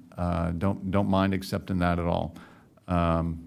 It is genuinely a thing that we've had a lot of people working on to make sure we had a really good update for you. We felt good about it because we were not bringing forward using a consultant for that project. And I would say that I think you're going to get a good product. And I think that the criticism of, hey, you could have brought that as a one-off to vote on just that one thing, I accept that criticism, and I'll tell you that I understand what you're asking me to do, and I'm happy to do it different in the future. Okay, hey, you know what? Great conversations by everybody. Nobody's upset. I don't think the staff's upset. I'm not upset. I hope you're not. Again, look, we are not perfect. The staff's not perfect. The mayor's not perfect. The council isn't perfect. We are all working towards supporting each other. And that's my goal as mayor, is to be supportive of each individual district member. So, staff has heard you, I've heard you, and we're gonna move forward with it and see what we can do to improve input and discussion items for council members as we move forward. I agree with you 100%. If a couple of council members come to Mr. Sims or comes to Don, and I'm out of town or I'm unavailable, put it on the agenda and let's discuss it, if it's just a discussion item. But what I don't want is to waste your time, so if we're gonna discuss something, let's make sure that we have everything available to us to make a good and wise and a good discussion item for all of us and not waste our valuable time. We'll go as long as you want, as far as the council meetings are concerned, to make sure that everybody's happy. All right? Thank you very much. Our next item on the agenda. Wait. Real quick, one last thing regarding the calendar, Mayor. May Go ahead. I just, Oh, yeah, I just wanted to say that, Ronnie made a suggestion for November. Oh, hold yeah, on. I was going Yes. to state that, I'm available in November for all Tuesdays except the 12th. So I know there was a someone indicated that we could potentially move the 19th to the 12th. That is the only Tuesday of November that I'm not available. Hey, So I could meet you the hear that 5th. alarm going off? Hello? No.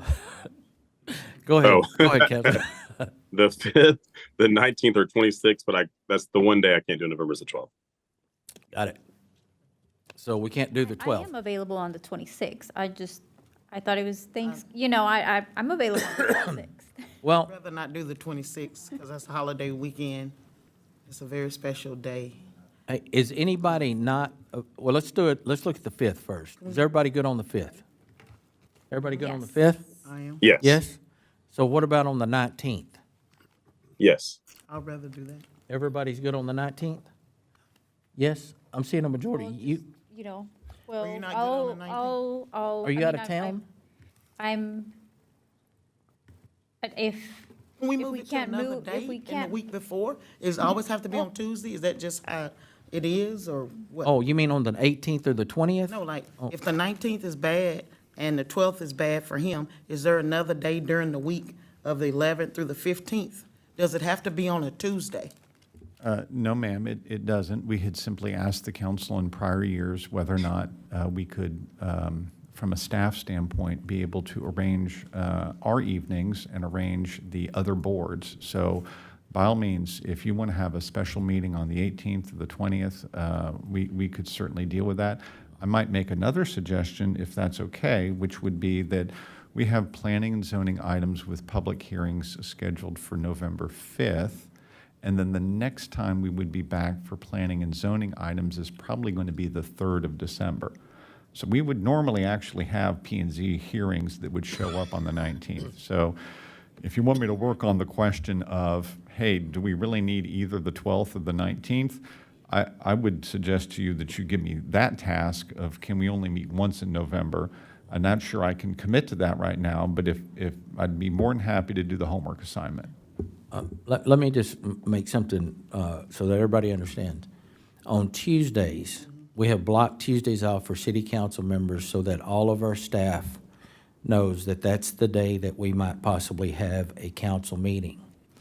And we can certainly move it, but it would be inconsiderate, I think, for some of the staff who maybe has babysitters on that day or has made arrangements to block off all of the Tuesdays in November. But if y'all wanted to do that, that's okay. We can certainly do that, and I'm sure they would rearrange their schedule. We are the governing body, so we can do that. I would suggest, as the year ends, think about which day of the week. If we want to keep it Tuesday, that's fine. If we wanted to move it to Thursday, that's fine too, but staff would need to know, hey, in 2025, know that on Thursdays is when the council's going to meet. That helps them out as far as scheduling to make sure that they're here for the evening and our support staff's here for us. So with that said, would you like for us to meet, try to figure out if we can have one meeting in November? That, or even if we had a longer meeting on the On the day that 5th? we are meeting. Okay. I'm okay with that, because we're already here. Right? And I was just thinking, just to try to satisfy both Councilwoman and Councilman, just doing the same week but a different day. That's why I Okay. suggested that. So Yeah. it just kills two birds with one stone, but. Mike, even would a you longer look and, meeting. go ahead. Thank you, Mayor Pro Tem. If you would look and see if we could handle the 5th in one meeting for the month? Or, yeah, we don't want to do 26 because that's too close to It Thanksgiving. is. Yeah. See if we can get by with one meeting in November, please. I will put my effort into that, and we'll give you a report right away. Okay, good. And because when is our next meeting? So will you let us know next Tuesday? Right now, we're scheduled for the 29th and the 5th. And on the 29th, I know that wasn't scheduled, but if we're going to get this study, we've got to do it on the 29th. Is everybody okay with I'd that? like to get it done. Yes? yes. Thank you, Okay. guys. All right, Works for me. all right. Get the study before it happens? That, will- I don't know. I will do my best to get it to you just as absolutely soon as possible. Yes, ma'am. And Councilwoman, that's not, the staff not wanting to get us, we don't have that study. It's done by third party. I will say that I believe that that third-party study had the last round of edits that the niche and the consultant and I needed to make on it to quality control it for you. I believe I'll be able to send that out right away, but I'm going to hedge that commitment and say, just let me double-check that issue in the morning, and we'll get it out as soon as we can. Okay. Everybody good? We're good, thank you so much. Finally, we've got some good news report. We need it. I know it's been tense out there in the audience, but Want you to skip item 6.1, let's go, Allison. Make everybody smile. All right. It's going to be fun to follow. Okay, I just thought this looked fallish, so there's your cover for the October good news. And moving right along, maybe. Okay, this has happened a while back, but this was really a neat thing. This was, the Terrell Fire Department got this pediatric care kit, and the way they did it is filling out a survey. So that was something that $2,500 worth. made it well worth their time. I think Dustin was the person that filled that out, and then they had a drawing, so anyway, that's something really neat that they will be able to use. And this is a Baylor College of Medicine program to improve just their services to emergency care for child and adolescents. There we go. Okay, more fire department good news. They have this pacifier burn pan extinguisher training that they have been doing, and they had set that up out at the industrial park. So they had 3 days of that. And then at the bottom, you can see that this is something they do every year. The Terrell Professional Firefighters Association is selling these breast cancer awareness shirts. I think they're $25 each, so if you're interested in that, you can go to the website listed there and purchase one of those. And all of the money goes to the Susan G. Komen Foundation. All right. The whole thing is not going to be about the fire department, I promise, but anyway, Fire Prevention Week. This was this year's focus, install, test, and replace, and the fire department went to several different schools, as they typically do, and made presentations. So there's a picture of them at one of the schools doing that presentation. Okay.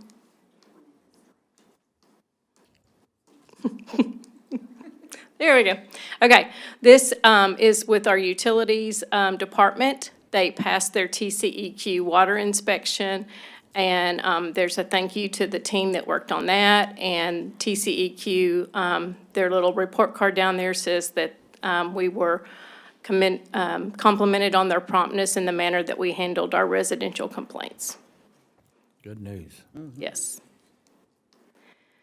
The new challenge coins, I hope every one of y'all either have seen them or have them, but apparently this TML president, Tito Rodriguez, he was the first recipient of the new Terrell coin that the mayor took to TML, and so if you need some, you know who to find. So. Okay, this is a fun page. So animal control has been very active lately. They had a little wagon swag walkathon on Saturday, and that's something that they're going to try to do every year. And also, you can see our little new downtown dog, who is becoming famous with M. Legend Brown, who y'all know has done several films here locally. Little Finn there is going to be doing his own little series, and he actually delivered some canned dog food to our animal control department. So anyway, that'll be fun to see Terrell featured in that. And I don't know yet when that's going to make its debut, but I will keep y'all informed and let you know. Okay, here's the mayor trying to get his own ticket to stardom here. This was a videographer with National League of Cities came, and he spent 2 full days here, and we did a series of shots, and the focuses were those 3 items listed below. Why should I visit downtown? Why should I buy a house here? and Know Your Terrell History Basics. So I'm really looking forward. He was a great guy to work with. So anyway, we are looking forward to that, and we should have our first round of edits on that sometime the 1st of November. So I'm anxious for y'all to be able to see those. And we'll be able to use those however we want. We could use those in recruitment. We could use them at any type of EDC events, any of those kind of things. We'll have them on our website. And there's everybody that had a good time on Saturday night. We really did well as a city donating to this as far as volunteers, items, setup, cleanup, you name it. So I was very proud of everybody that came out and supported it, and I'm real anxious to see if we have a good number on Monday, hopefully, or at least a ballpark number. But you can see some of the things that the city has donated in the past, and probably the most fun was the new one that we're going to do with the K-9 officer this year and Max. So in addition to our mayor for the day, we'll also have a day with the K-9 officer. And Mayrani also donated a lunch with her, so she's going to have lunch with a constituent so that they can voice whatever their concerns are for her district. Okay, and then here's a lot of different pictures from the Terrell Mural Walk. Again, this was very labor and volunteer intensive, but I think it was a fun day. You can see all the different people that made that day happen. And for the city, there were two really exciting things. One of them was the final unveiling of the mural. I mean, not the mural, the historical marker. And, you know, just a couple years late there. And then, almost 2 years late. And then also, down at the bottom, you can see that we had the ribbon cutting for the Adult Education Center at the depot. And they worked really hard. I think they were up there till like midnight the night before, so that was a lot of fun.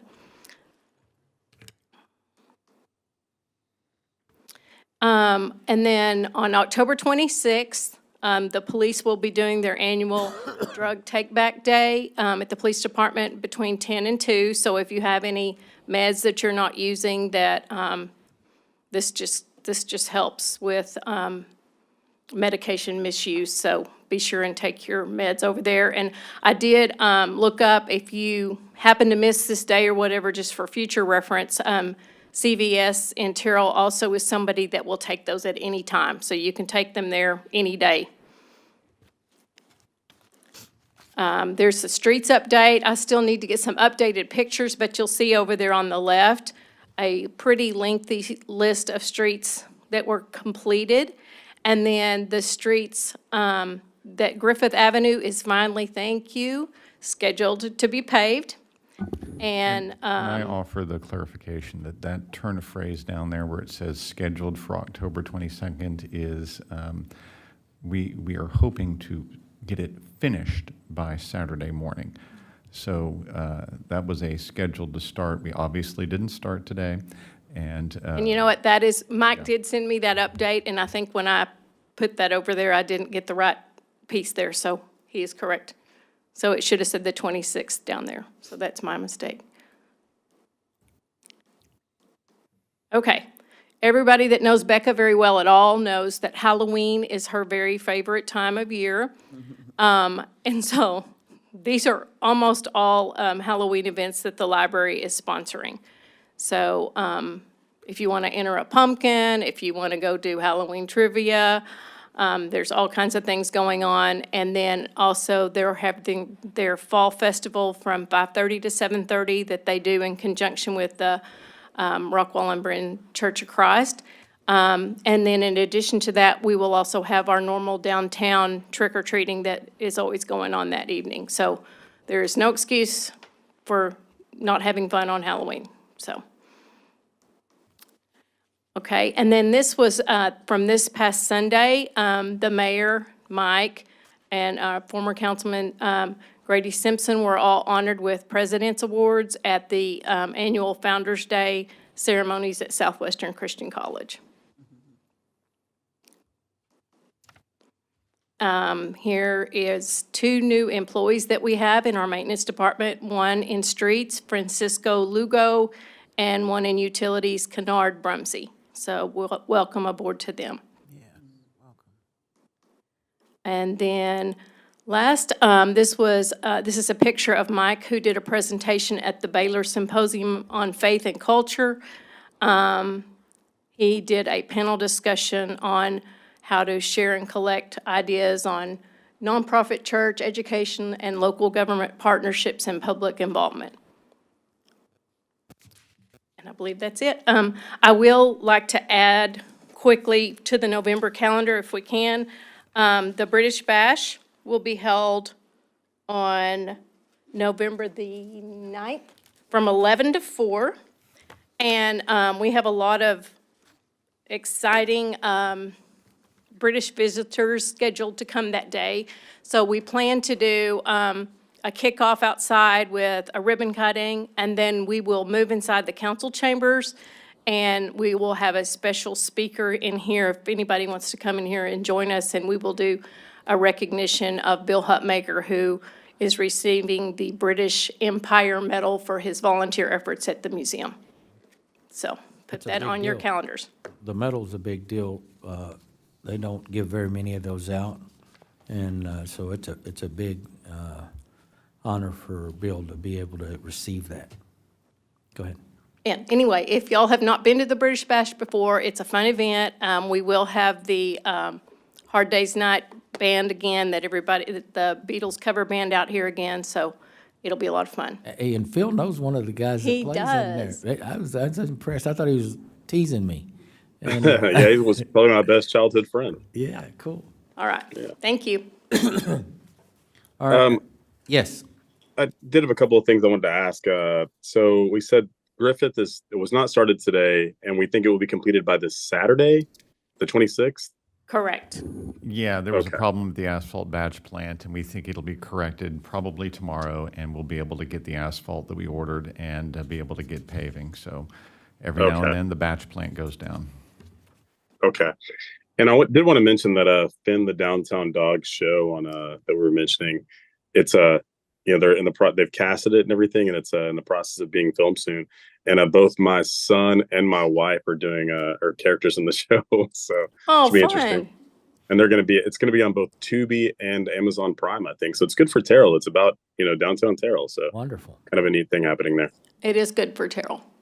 Mm-hmm. So, all right, Thank thank you, you. Allison. And the mayor is a dog? Is that right? I was downtown with this Hey, no this offense, puppy, Mayor. and somebody yelled out mayor, and both of us stopped to look. So, all right. Next item on the agenda, discuss proposed zoning ordinance revision, updates, and review schedule. This is going to be handled by our downtown project manager, Raylan Smith. Good evening, Mayor, City Council. This is just a quick update to let you know where we're at in the process. You've seen this presentation before. I'm giving you a couple of new examples. Those are your Planning and Zoning Commission members, your Zoning Board of Adjustment. The different documents that we definitely look at and constantly those are our working documents within the office, things that we reflect back on whenever we're making these amendment recommendations. Your internal review committee included municipal development staff, city engineer. We also had our utility department, fire marshal, as well as legal review, which is what we're under right now. Some of our basic ordinance reviews, we made sure, we're making sure that the board terms are updated. Y'all have already adopted that ordinance. We needed to update some of the ZBA findings of undue hardship, and that was due to some legislative updates. We combined a lot of the categories and topics within the use chart. We decided to go with an alphabetical use chart rather than breaking it down by section to make it more user-friendly. So when this is presented to planning and zoning, and also whenever you see the recommendations come forward to you, we've prepared a summary sheet so that we can tell you exactly which page numbers and what sections were amended. because it is a very overwhelming document. So we'll have all of those changes broken out with a summary presented to P&Z and City Council. One of the issues that we worked through, an example of something that we worked through is boarding houses. Believe it or not, we had this listed under like 12 or 13 different titles. Gentry loved this because I just kept reading. I was like, okay, so how do all of these different titles fit into what state code tells us that we need to regulate? And so we reviewed all of the categories. We wanted to make sure that the categories and definitions that we had listed were definitely in alignment with state law, and were we making sure that we had the protected class listed the way that we should, that we reviewed the zoning areas that these were allowed in. And so when you look at the solution or the recommendation that's going to come forward, we've updated those definitions. We've included the language to say that it must stay consistent with state law and fire codes so that they understand what's leading that discussion and what's leading those decisions, and a requirement of a certificate of occupancy, because that was some of where we were missing a lot of this because of the confusion in our categories and our definitions. There was some confusion in how that was looked at, residential versus the state mandated housing. So we were able to do some recommendations on that.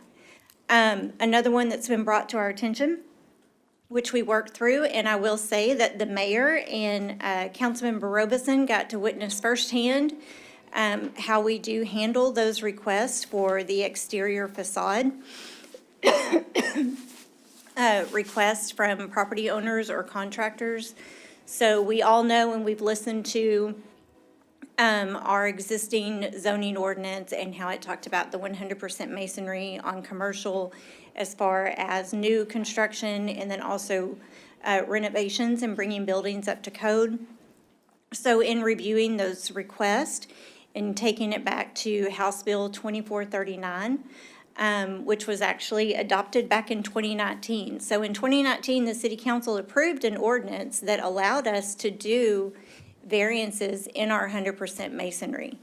And so within that ordinance, you specified how you could go about doing that. And what it is a request, I'm so sorry. Bless you. Bless you. A request by the property owner or the contractor to make sure that the materials that they are recommending still meet fire code, energy code, and all of the building codes that we have adopted. And so the recommendation moving forward is just to make sure that that exception language is clear in our zoning ordinance. And when it comes to remodels or expansions of any facility, that we allow them options and also alternatives. And so, like I said, the mayor and Councilmember Robeson got to sit in a meeting with a local business here, and it's a very simple thing to go through. We got everything verified by the chief building official. And so that's just how those conversations happened. The timing was really good. And so just kind of wanted to walk through some of our thought process on those recommendations. How you will see, I'm sorry. Brandon, go back one, because this is, I want to make sure I'm being clear that this is a great slide for council input and opportunity, okay? So let's just think about this for a minute. We've had council members think about, hey, we don't quite, you're hearing what I would call the third bullet point in the middle, right? The third bullet point in the middle is the one that comes up. Small-scale projects, remodel, have had difficulty following the process or requesting alternative material. Okay, don't need to lay blame, that's just a fact, all right?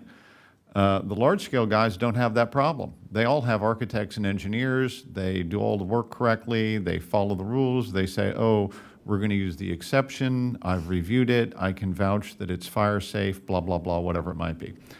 Okay, so how are we going to help the small guy is essentially how I'm going to boil the question down.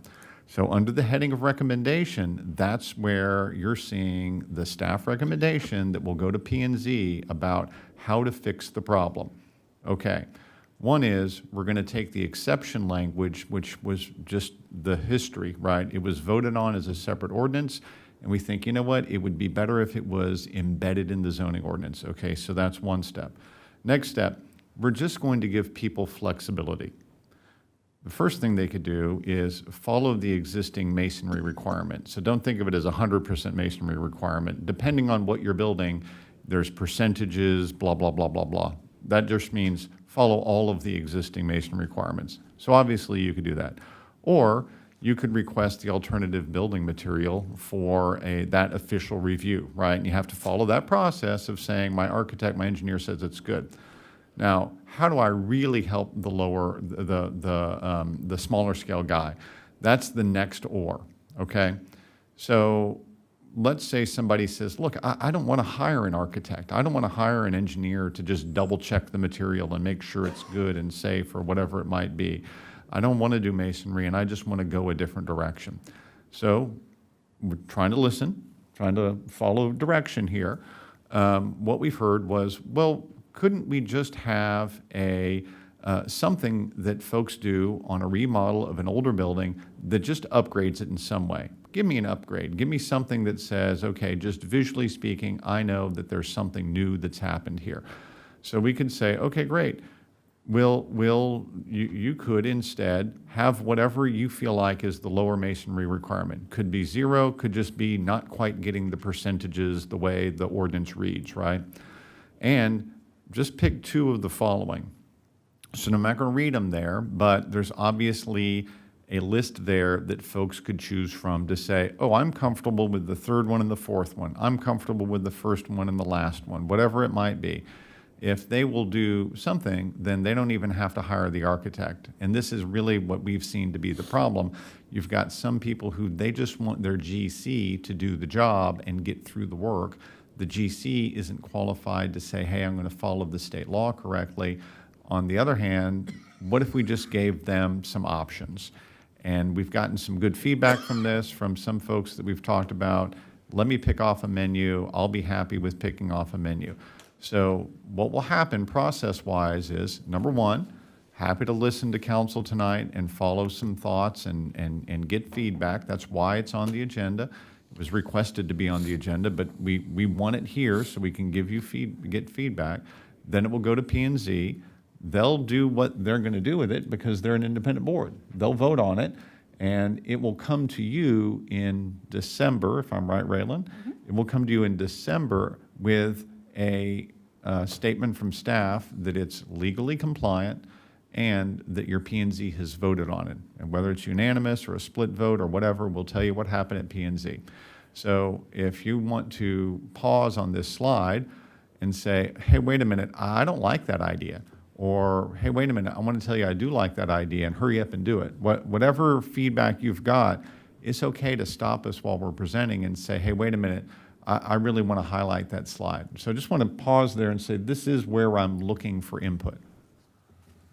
Okay, so question. If P&Z recommends to the council that they're okay with everything except for the decorative woodwork, and so you bring that forward to the council, but it's the council's wish that we include the decorative woodwork, can we, as the governing board, put it back on there? Right, so remember that this has been a thing that we've seen happen numerous times. You have an ordinance in front of you, and it's a little different than what you might like, okay? And a hand goes up at city council, and a elected official says, I'd like to vote to approve it with XYZ change. And I'm just going to make one up. Let's say that you look at that and say, oh, I don't think it ought to be 2 of the following upgrades. I think it should be 3. Or you look at it and say, oh, I don't think it should be 2 of the following upgrades. I think it should be 1. Whatever, right? You simply have your own sense of judgment, and if it's different than P&Z, remember to overturn P&Z, you gotta have a 4/5 vote. On the other hand, if you're agreeing with them with a small change, that's just a majority vote of the city council. So if you see something you didn't like out of P&Z, then you have that discretion to say, well, I'm going to move to approve it with changes 1, 2, and 3. Or the day it comes forward for you to vote on, you can say, look, I don't like a lot of it. I'd like you to change these 4 things and bring it back a following meeting for a different vote. My hope when we show you stuff like this is you give us feedback either at this meeting or you just fire off an email after the meeting or something that says, hey, I didn't really like that recommendation you had there on the building envelope cleanup issue. I'd like to see it look a little bit different. Or maybe you would say, hey, go talk to this particular person and make sure that they're okay with it. Well, we're happy to do stuff like that. This is a great moment. I know we sometimes present like we're in a hurry.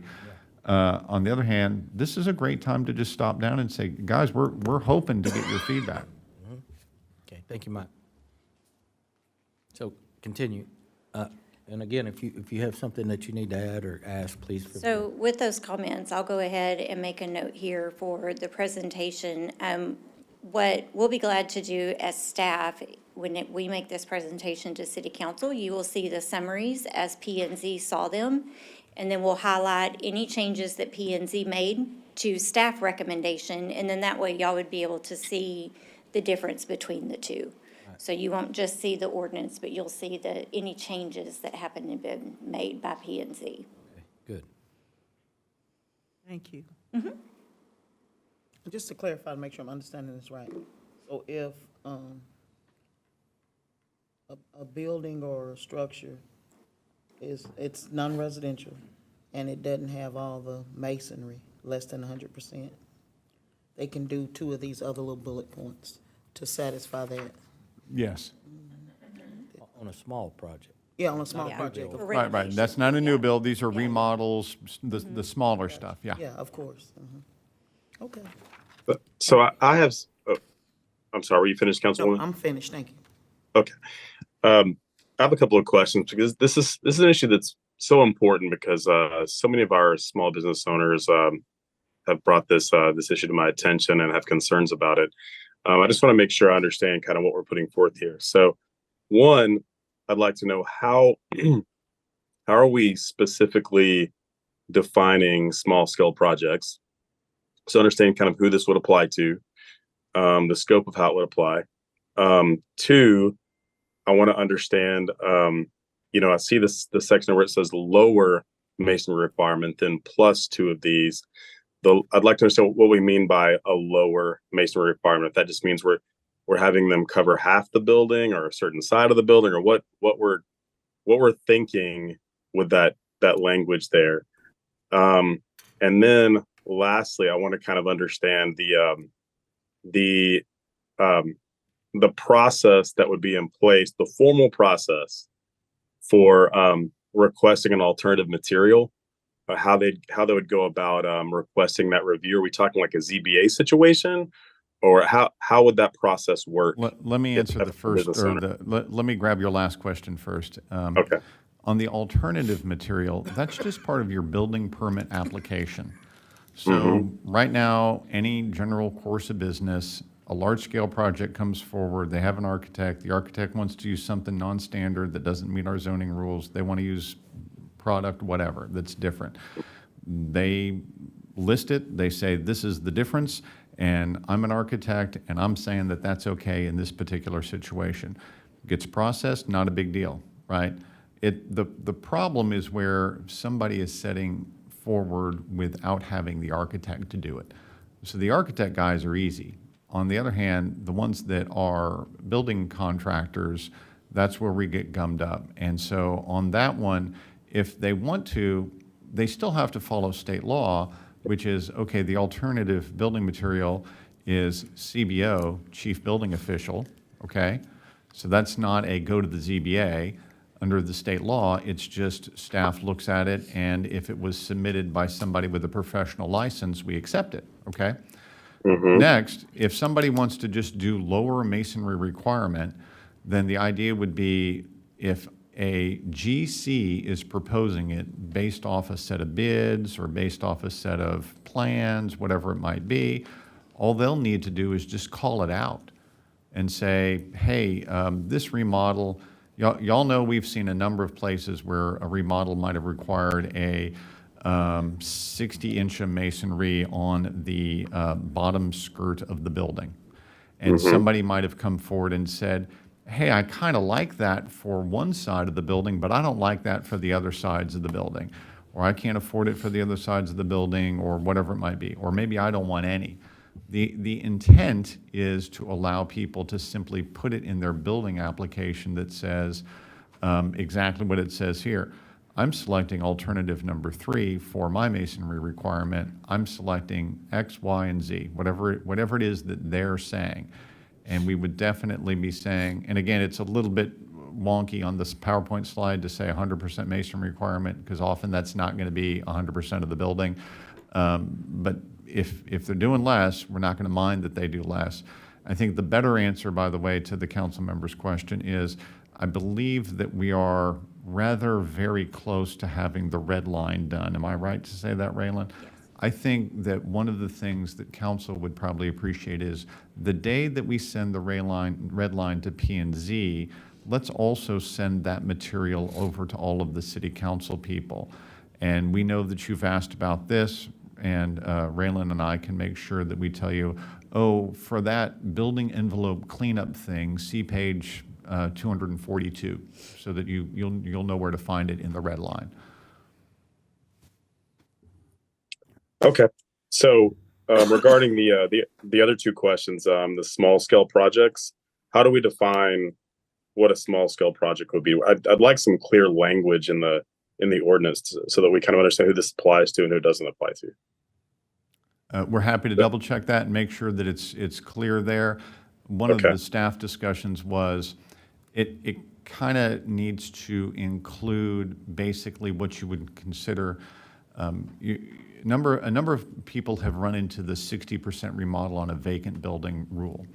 So the idea there is, under state law, you as a city would say, oh, well, if it's vacant and it's been vacant for 12 months, then you've got to bring it up to 100% of all of the new rules, right? So if you recall, the council conversation was, hey, if it's international fire code or if it's international energy code, they are what they are. You're just going to have to do that, right? Those aren't things that we can give you a break on.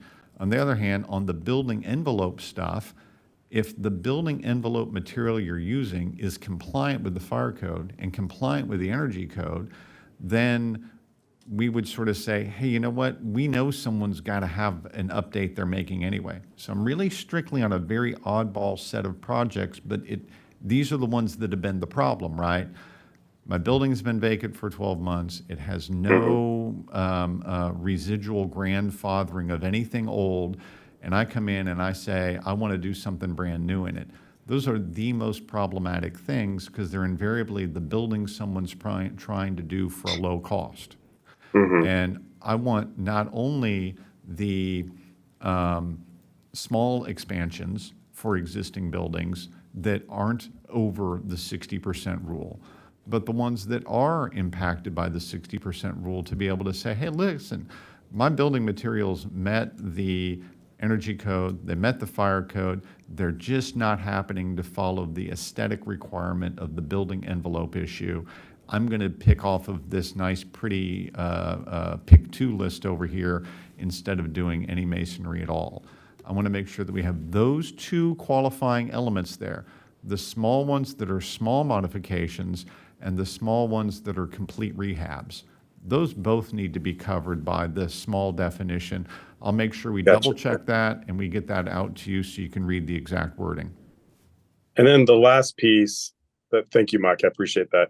The last piece there with regard to where it says lower masonry requirement plus 2 of the following project upgrades. So we are still including a smaller masonry requirement than as well as I think we just have that. No, I think we just have that worded because we do hear quite often, well, I'd be happy to do a little bit of masonry. We'll do a little bit of masonry. Yeah. If somebody wanted to come in and say, my request is 0 and 2 of the following, I really don't think that we should mind that, right? I really think that, hey, And, let's and let I'm in these agreement with guys you. I move would just like on. to have that codified in a way where it's clear. So, We'll make you sure the know, wording is, obviously, there's a yes. lot more words than the PowerPoint slide, and let me get that out to you, and we'll make sure that it's worded just that way. Okay. Thanks, Mike. That's all I have. So I'm gonna Thanks for your work on piggyback- this, guys. It's I'm great gonna- stuff there. I'm gonna piggy off of Phil here. So let me go back. So for a small scale project, let's say you have a small business owner that is leasing a building and they want to put in, maybe let's take Rosa's Mexican Cocina. They are leasing, they remodeled the restaurant, that's one example. Let's say it's a small-scale project over on East Highway 80, where we have commercial available, and so leases a space and they want to rebuild. Maybe it's a business that's over in the industrial park, small business owner coming in, wants to have a building where they can do projects, comes to the city and is trying to get a permit to do a small business. Who is the person at City Hall that checks off on, okay, you've met the low masonry requirement, or it's zero masonry requirement plus 2 of the following projects, or 1 of the following projects, or 0 of the following projects that council and the mayor decide on? Is that the building official? So that would be Blake, the building official. And so my concerns and my questions are very similar to Councilman Bill Robinson and Stephanie Holmes Thomas on that's very specific language, and how do we define that specific language? Because if I know what a gabled entry cover is. That's one standard addition to the front of the building.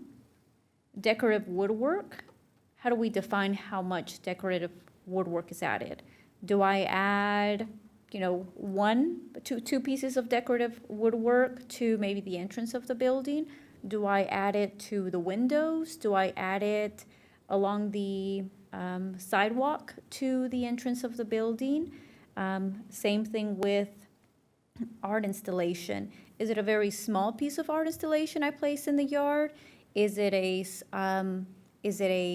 something that I place on the porch? How do we define? Do you know what I mean? How do we think what- define that in the document? And is it is it subjective to the person? Is it Blake, or is it if Blake leaves, is it subjective to the next person that walks through our doors? There's a lot of inter-office discussions. You'll notice within the zoning ordinance, we talk about a committee that meets to agree upon exterior facades for buildings within the central business district. So our DRC committee, which you hear us talk about a lot, these are the type things that all staff will bring forward to DRC. So it's an entire committee. Building official takes the application for the building permit. I think, putting some examples in the zoning ordinance, I can definitely pull some pictures, some ideas of what we believe that looks like. But also not defining it so much to where you eliminate the creativity for the tenant or the property owner. Because if someone wanted to do decorative woodwork around the door frames and all the windows, but we only show windows, then, it's not really allowing them to think about what they can add to their building. And really, this is a list of how can you be a little bit creative to show an upgrade to your building? But I understand that. My concern is, one, I understand following the building codes, the International Fire Code, the Energy Conservation Code. I voted yes on those previously because to me, it's safety, it's focused around safety. But when I think about the recommendations on, X project updates because you're not meeting masonry requirements. Now we're defining and adding additional costs to those small-scale projects, which, in my opinion, are going to be small business owners. So I don't want to prevent small business owners in the city from using funding from their own pockets or loans that they could be investing in and have in a successful business, because we have specific criteria that, one person or a few people get to decide in one room. So my preference would be not to have any project upgrades, just to stick with the international codes related to safety, not add any additional requirements that the legislature has set in place. They've put a cap, and I want to get away from having these added-ons to small-scale projects. So I think our goal and purpose here is to be friendly to development and people who are wanting to invest in these older buildings. Some of them metal, some of them not, and trying to find a way that we can work with them to get them up and going, right? Is that what we're doing here? Yeah. Because if we have an empty building and we don't work with these folks, it's just going to continue to be empty. So I like where we're going. I don't think we can get so much into the weeds that we can put everything on paper that we would be willing to consider. And that may be the intent here, is that we don't want to box ourselves in a corner as to what we absolutely must do or can do, and we want to work with them. But I get that we also don't want to not be intentional on who would not be able to do this, right? We don't want it to be, yeah, we'll work with you, but we're not going to work with you, and why are you going to work with them and not work with those guys? So I think that's what we're hearing right now. Anybody else have any comment? Continue, Raylan, I'm sorry. No, you're good. The next slide was, you've seen this one before, the one that Mr. Sims is in trouble for not bringing forward to you earlier. So that's okay, because we are going to get it taken care of in December. So this is where we did take the comments, et cetera, about thrift stores, combine all of that, and then we'll make the recommendations in the use chart. So we're going from specific use permit to allowable in commercial, and then also making it allowable in retail with an SUP. So that was going to be the recommended change on that. So that's just a glimpse of how you'll see it when it comes across the summary.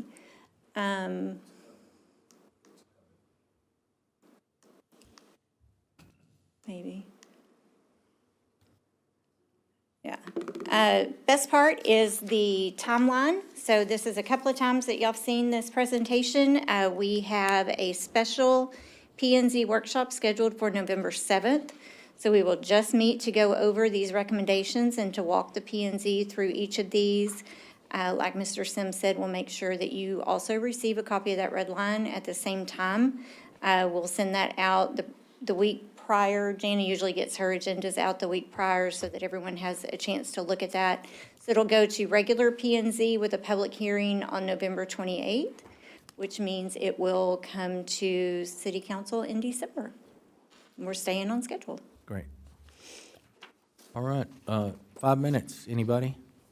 And Raylan, P&Z will be given sort of an overview of what council's concerns and recommendations are.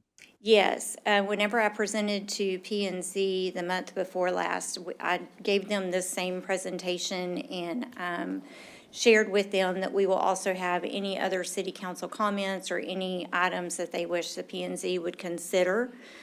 So all of that will be shared again during the workshop. Right. Anyone else? Thank you. Thank you, Raylan. Thank you, Raylan. Again, if you have any further questions or you need more detail, please reach out to Raylan and/or Mike on that item. Our next item on the agenda, discuss ordinance number 3069, vacating and abandoning a portion of Polk Street. Again, this is a discussion item, so please direct your comments to Raylan Smith. So this is a fun one. During our budget process this past summer with the Paddock Board, they have agreed to fund engineering and design and construction for a new parking lot for Breezy Hill. And so to make sure that we're looking at all of the available property for Breezy Hill, there was a small portion of Polk Street, which we always knew we wanted to abandon. So this is just that process to make sure we can go in and have everything surveyed and everything looked as one area. The really good part about this is the Paddock is also paying to have some design services done for a splash pad. And so we may or may not be using the drainage and things along Polk. So we're trying to clean up everything around there so that we have a clean slate moving forward for the new parking lot and splash pad. Everybody good? I mean, you know what, we have done a lot of work on, in this area, so, this is really gonna be nice when it's all said and done. It's great news. Yep. So again, we will see this ordinance, next Tuesday, right? If you have any questions, about that, please reach out to Raylan. Our next item on the agenda is discuss resolution number 2190, authorizing the city manager to negotiate and execute contracts for consulting engineering services for safe streets and roads for all, SS4A, Road Safety Action Plan. This again is Raylan Smith. So I'm a little excited about this one too. The more I learn about the Safe Streets program, I have to admit, I was new to this, so I researched a lot for y'all to put together this presentation. This is basically a wonderful streets and sidewalks grant program. So when we were reviewing the evaluation of the engineers that replied, my main focus, whenever I was talking with the evaluation team, was I think it's very clear that we've got some great consultants who can build plans for us, but we really wanted to look at who was able to take that plan to the next level and get the grant funding for the actual construction of projects. And so what you have is the SS4A. The City of Terrell was awarded a grant for the safety planning, or the safety action plan. And so the process that we'll go through right now is just to devise a plan for streets and sidewalks. We look at traffic studies, we look at, there are some public engagement pieces. We definitely look at the equity considerations, and we know that we've talked a lot about that with all the grant applications we've had in the past year. Huge emphasis is on the safety analysis, so this is a little bit taking you back to safe routes for schools. So we'll be looking at all of this data and making recommendations for new street cross-sections for where are some areas that we really need to look at when we're looking at school areas, high-traffic areas, et cetera. So we're anticipating about a 6-month turnaround on this plan.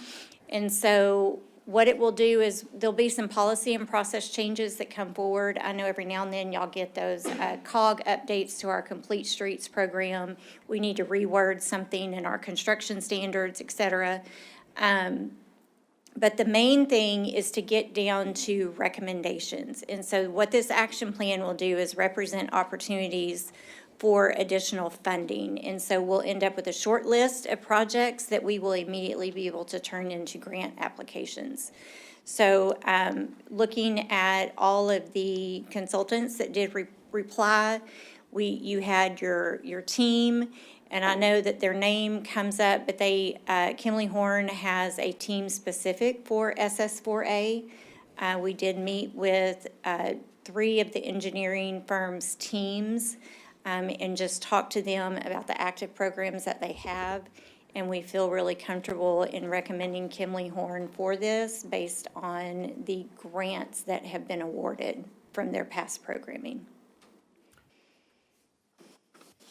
Raylan, let's talk a moment about, are you still, are you done, or you? No, I'm good. Okay.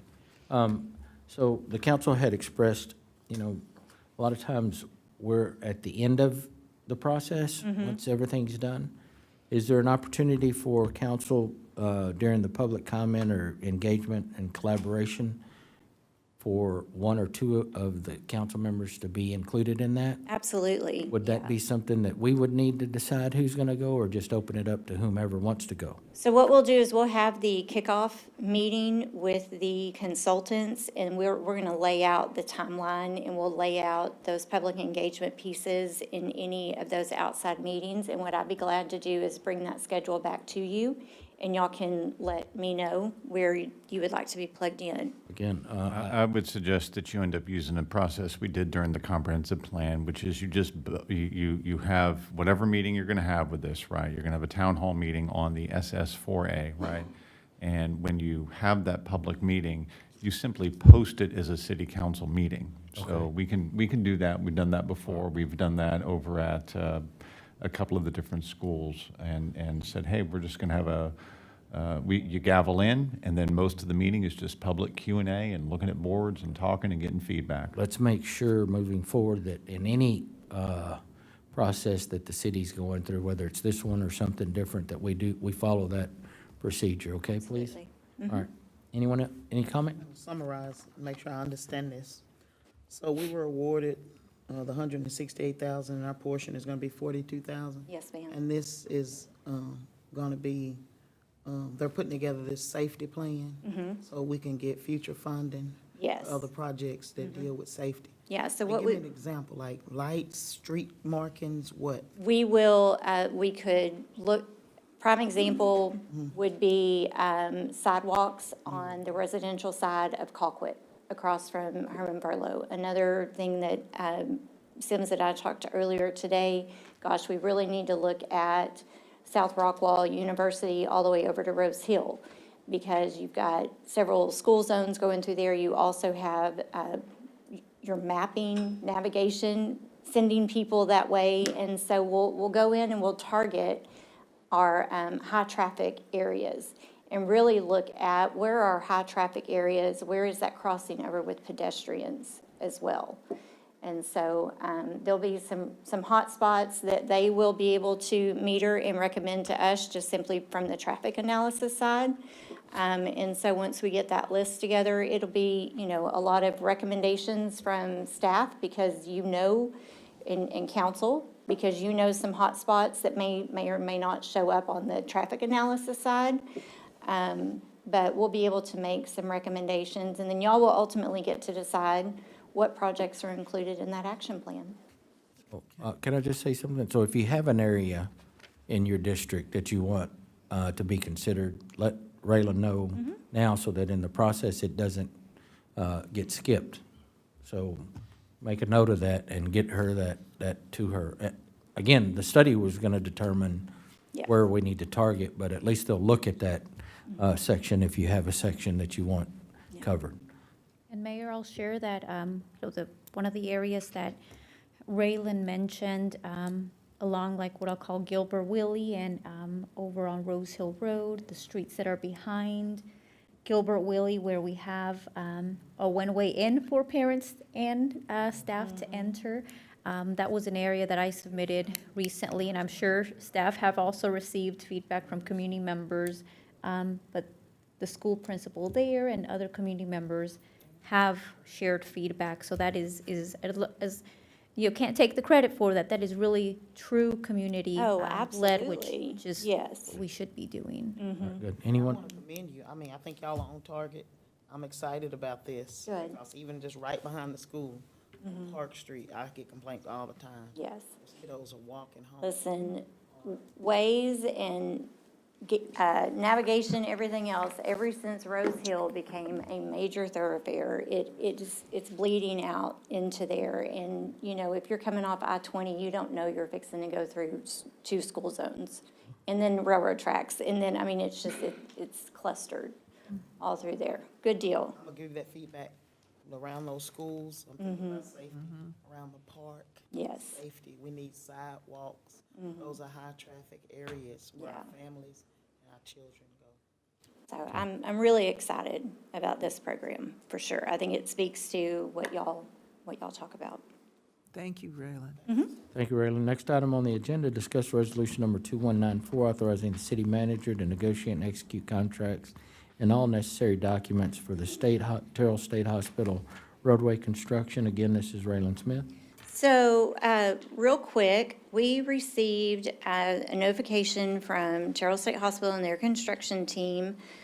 They would like to build up the construction road. You know that we put a construction road in. They want to go in and add flex space, make it a little bit wider. They want to be able to bring some of the larger equipment that originally they had recommended that we would bring down the residential streets. All of that to say, they want to build up the road. However, they want to pay us, they want to pay for it 100%. And so to do that, what we recommended was that we go through our procurement process, and we will be reimbursed 100% of that cost. They were looking at about a $500,000 budget. I will say the bids came in and there was a huge difference in the bids. And so Jerry Mungin and I decided to place a hold on the numbers that came in. We met with the contractors on site on Monday, and so the contractors have until noon on Thursday to verify the bid numbers that they submitted. Anytime you've got a discrepancy like that, we just want to make sure that everyone was bidding the same thing, because we don't want to get into this with change orders in case they miss something. And so this is to kind of let you know about the project, the dedication from Terrell State Hospital Partnership for reimbursement. And those are the bid numbers that we received. By the next time you see this on the agenda, we will have the verified amount and we'll have a formal recommendation for the contractor. But every contractor showed up on Monday, so we'll be very confident in their numbers that we get on Thursday. All right. And they ranged anywhere from 376,000. 3 all the way up to 331,000? 600, Yeah, yeah. that's a So big- we decided we wanted Okay. to make sure we All were, right. we were on Is a board. vetting process include, I mean, like, when you send this out, you are pretty familiar with the companies that? Yes, yeah, so these are some of the companies that we have used. They also have done some work for Terrell State Hospital. They sent us some of their vendors. So we had a list of them. So, but when the numbers came back like that, we wanted to double check, yeah. So, Well, woo. No, Raylan, this is one of those where you'll get this meeting I have a couple of woos, for items, but can you clarify where exactly, is this on, oh my goodness. it's where off of Rose Street. Olive Rose Street. Okay, so it's off of still the Rose. back Yeah, behind it's the. still that back entrance. Okay, Corner so of it's, Rose Hill, sorry. Corner of Rose Hill, I'm sorry, corner of Rose and Delphine. Right at that corner, this little access road will go back to the northeast side of the hospital. okay. Okay. The idea was to get the construction traffic to not go through sort of the Bryn, Dallas, College, so on, zone, and get the construction traffic to go up 34, turn on Rose, and then go down this construction road. It's been something that's been an intent that we've had for some time, and Rayla's done a great job making sure the state hospital realized that was a state hospital expense we needed them to pick up. Yeah, no, thank you so much. It's been, I really have appreciated all the work that you've done with Terrell State Hospital. They've been great, honestly. So, All of these will come back Tuesday? All of these will be back Tuesday? yes, sir. All right, next item on the agenda, discuss resolution number 2193, a resolution of the City Council of the City of Terrell, Texas, authorizing and approving execution of an equipment lease agreement with Cadence Equipment Finance, a division of the Cadence Bank, authorizing the city manager or his designee to negotiate and execute all necessary documents for 2 dump trucks, declaring an effective date. This is our Director of Public Works, Glenn Caldwell. Welcome, Glenn. Welcome. Seen you in a while, man. Mr. Mayor, Council, it's always great to be here, that's for sure. Again, this is an item that we've been doing since 2021, I believe. We procured 2 dump trucks through, from East Texas, Mack Trucks. It's a buy board item. Last year, we acquired 2 2023 units, and we done it by resolution. Again, this is a resolution. The only changes on the particular resolution is the model, your model. These are 2025 units, and the date. We did include in this particular packet a copy of the resolution. We also included the agreement with Candace Bank, which is the financing source for the trucks. East Texas also has an agreement in this packet that allows for buyback. So, long story short, the city of Terrell will be responsible for $51,166. East Texas MAC will be responsible for $310,000. Let me flip over to the actual dollar amounts here. $310,000, which means that we'll have the trucks for a full year, and at the end of 13 months, we'll owe that amount. Last year, they billed us for $40,000 for the 2 trucks, and I anticipate this year probably the same thing, but the initial agreement does show $51,000, but we hadn't had to pay $51,000 since we've been doing this. Okay. So, Does anybody have any questions for Glenn? So we're leasing the trucks? that's I'm not sure if I understand. That's correct. This is a lease program. The county does it, numerous cities does it. This is a amazing opportunity that's offered to municipalities and counties in the state of Texas. So the trucks are leased, okay? And who gets them when they're done? Mack Truck gets the trucks back, and they replace them with new trucks if you so continue the program. And they're responsible for maintenance, upkeep? Well, the trucks are under warranty. If we need to change the oil, we'll do the oil changes internally. How much would one truck cost? One truck, yes, one truck would cost you anywhere from $150,000 to $200,000 for one truck. And how much would a new employee maintenance person to take care of the $100,000 truck cost? That would probably be about $70,000, 80,000 or more, because you're talking about a diesel mechanic on staff. You understand where I'm going? I'm not gonna say no to leasing the trucks. In the future, because I can't wrap my mind around leasing, if we own the truck, Okay. and we had a mechanic to take care of the trucks, is there a cost savings? And that's not, I'm not asking for an answer. I'm asking for future in the comparison, leasing versus owning and having someone on staff to take care of the equipment in the future. Okay. What is that cost? I'm hearing a lot about contracts and contractors and different things that we do out of house versus what we do in-house. And is it really saving us money, or is it 6 in one hand, half a dozen in the other? And if it's not, what can we do to save money? That's not, I'm not asking for an answer now. I'm thinking that that is something we should consider. My end game is, if we have people working for the city who are vested in us, then we can take care of our own stuff.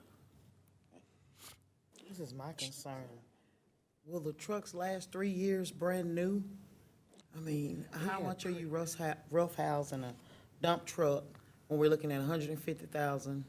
We're paying $51,000 for a year, and then next year, we're gonna maybe pay, you say we paid 40, but this says 51, so I know we have to be obligated to that. And I'm going, will a brand-new 25 not last 3 years in this city? Are we gonna be roughhousing that much and moving it that much and dumping? And that's just concerning, like, when I look at that 3 years and then get a new one.